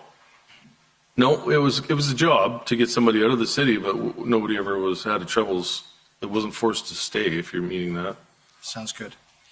And with respect to you walking the streets during the protest, what did you see? Life-changing. Yeah, it was amazing. There was so much grown men crying on your shoulder, women crying on your shoulder, grandmas, grandpas, you name it, kids. It was really, and it is an experience, unforgettable. Is there anything notable that you remember of who you spoke to? Who I didn't speak to? It was everybody. You couldn't. I remember Mr. Marazzo when I went for a walk and Mr. Wilson, and it was like Mr. Wilson explained it as like walking down the street with Mick Jagger. He said, because no matter where you went, there was somebody wanting to stop and talk with you. It was a lot of love. And can you tell us about the efforts to move the trucks on Monday, February 14th? Frustrating. We had all those trucks ready to go 7 o'clock in the morning. We'd spoke with them the night before on the Sunday. We had the streets lined up. We had everybody all placed. We had organized trucks to come. I don't remember the block. It was right in front of Parliament pretty much on West Block. We were able to we get them all organized, all warmed up, and then we couldn't get anybody to move. The police wouldn't move. The city officials. You could tell by my text messages with Kim that it was frustrating. We were ready to go, and we were deprived time to get things going. So at that point in time, the police blockaded you from leaving. Yeah. Even though you were trying to leave. We were trying to, I don't know if the trucks leaving had as much trouble as the trucks trying to get up onto Wellington. That was what my focus was. My focus was only getting the trucks on the Wellington. Other guys looked after the ones that wanted to leave the city. So from where the trucks were parked, did the police move the barricades to allow you out? I'm assuming so. I didn't take part in the actual leaving. Like I said, my focus was the trucks on the Wellington. Okay, so you were up at Wellington at that time and you weren't down where the trucks were trying to get out of? Yes. Okay. And I understand during that time that you were able to get approximately 100 trucks and protest vehicles to leave downtown residential areas, which included 40 semi-trucks, of which 23 went up to Wellington. Is that fair? Yes. And you were aware that the vehicles that left downtown and did not go up to Wellington, they were either went home or they went out to a base camp in Arnprior or Enbrun. Is that fair? Yes. And so you had cleared out 2 blocks on Albert Street and from some other streets. Is that about right? In the time we were allotted, we cleared out the 2 blocks. We had plans to clear out more. You just hold on a minute. Yes. It's David Mijakowski for the record. I did not object initially, but I do understand that the rules of the commission do not allow counsel for the parties to cross-examine, and my friend has been cross-examining on several occasions. This is a matter of some contention, so I would just ask that his questions be phrased in a non-leading fashion. So that's not a problem. So can you tell me about then how many trucks do you believe were moved in total? I was told 100 vehicles, approximately 40 trucks, 23 of which we moved up onto Wellington. Okay. And while you were involved in the protest and in Ottawa, did you attend any businesses in downtown Ottawa? Oh, many. Frequented the Tim Hortons for meals. We frequented any restaurants that were open. Any business that I was in. The Iconic Cafe was another one. Shawarma. Any business that we were in flourished. They did really well. Then they said a lot of the businesses said they hadn't profited so much in the last 2 years as they did in that 3 weeks. And during that, just adding to it, what was your relationship like with those business establishments, their staff and owners during the protest? Want to tell me a little bit about it?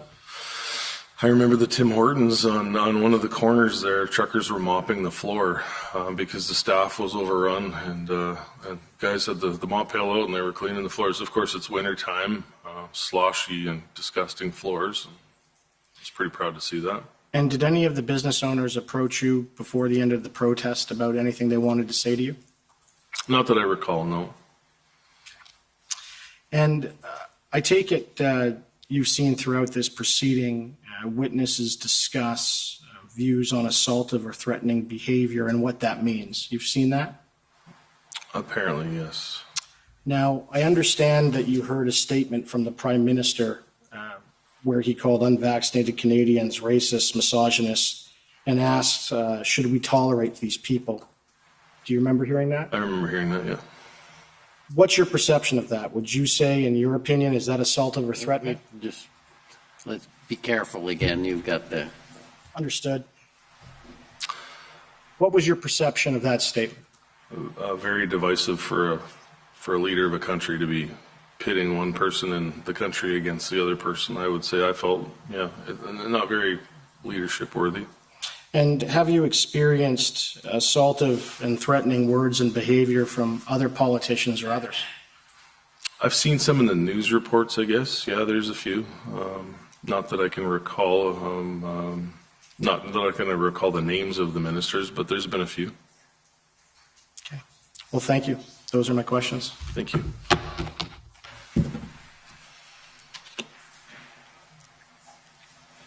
Okay, any re-examination? Yes, Commissioner. A few points of clarification based on some of the answers you provided, Mr. Barber.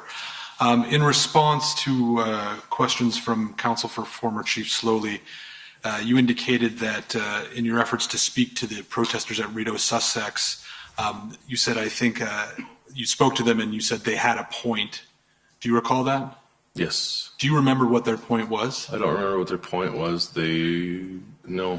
And there was a barrier, a language barrier there because they were French Canadians. So my French I don't speak French, so I had a hard time understanding them.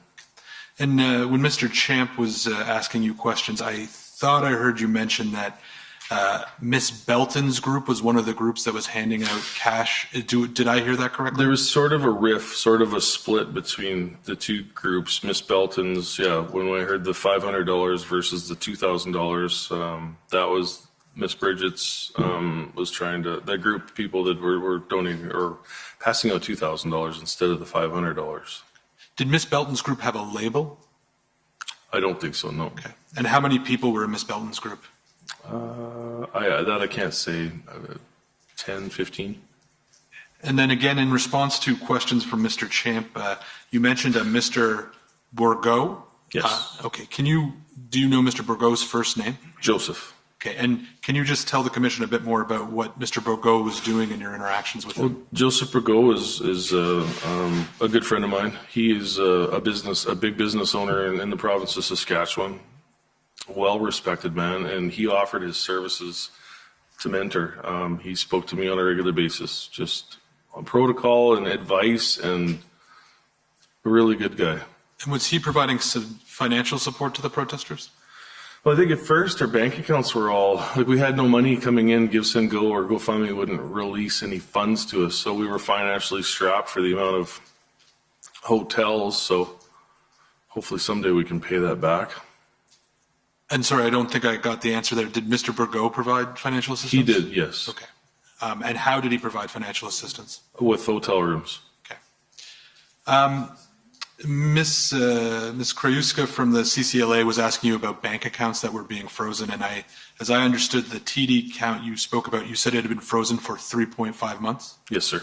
Do you know why it was frozen for that long? To this day, I still don't know. I would imagine it had something to do, Ms. Litch added my name to her Toronto Dominion Bank where the funds, the GoFundMe funds went into for the for the GoFundMe, the 1 million, and then the e-transfer.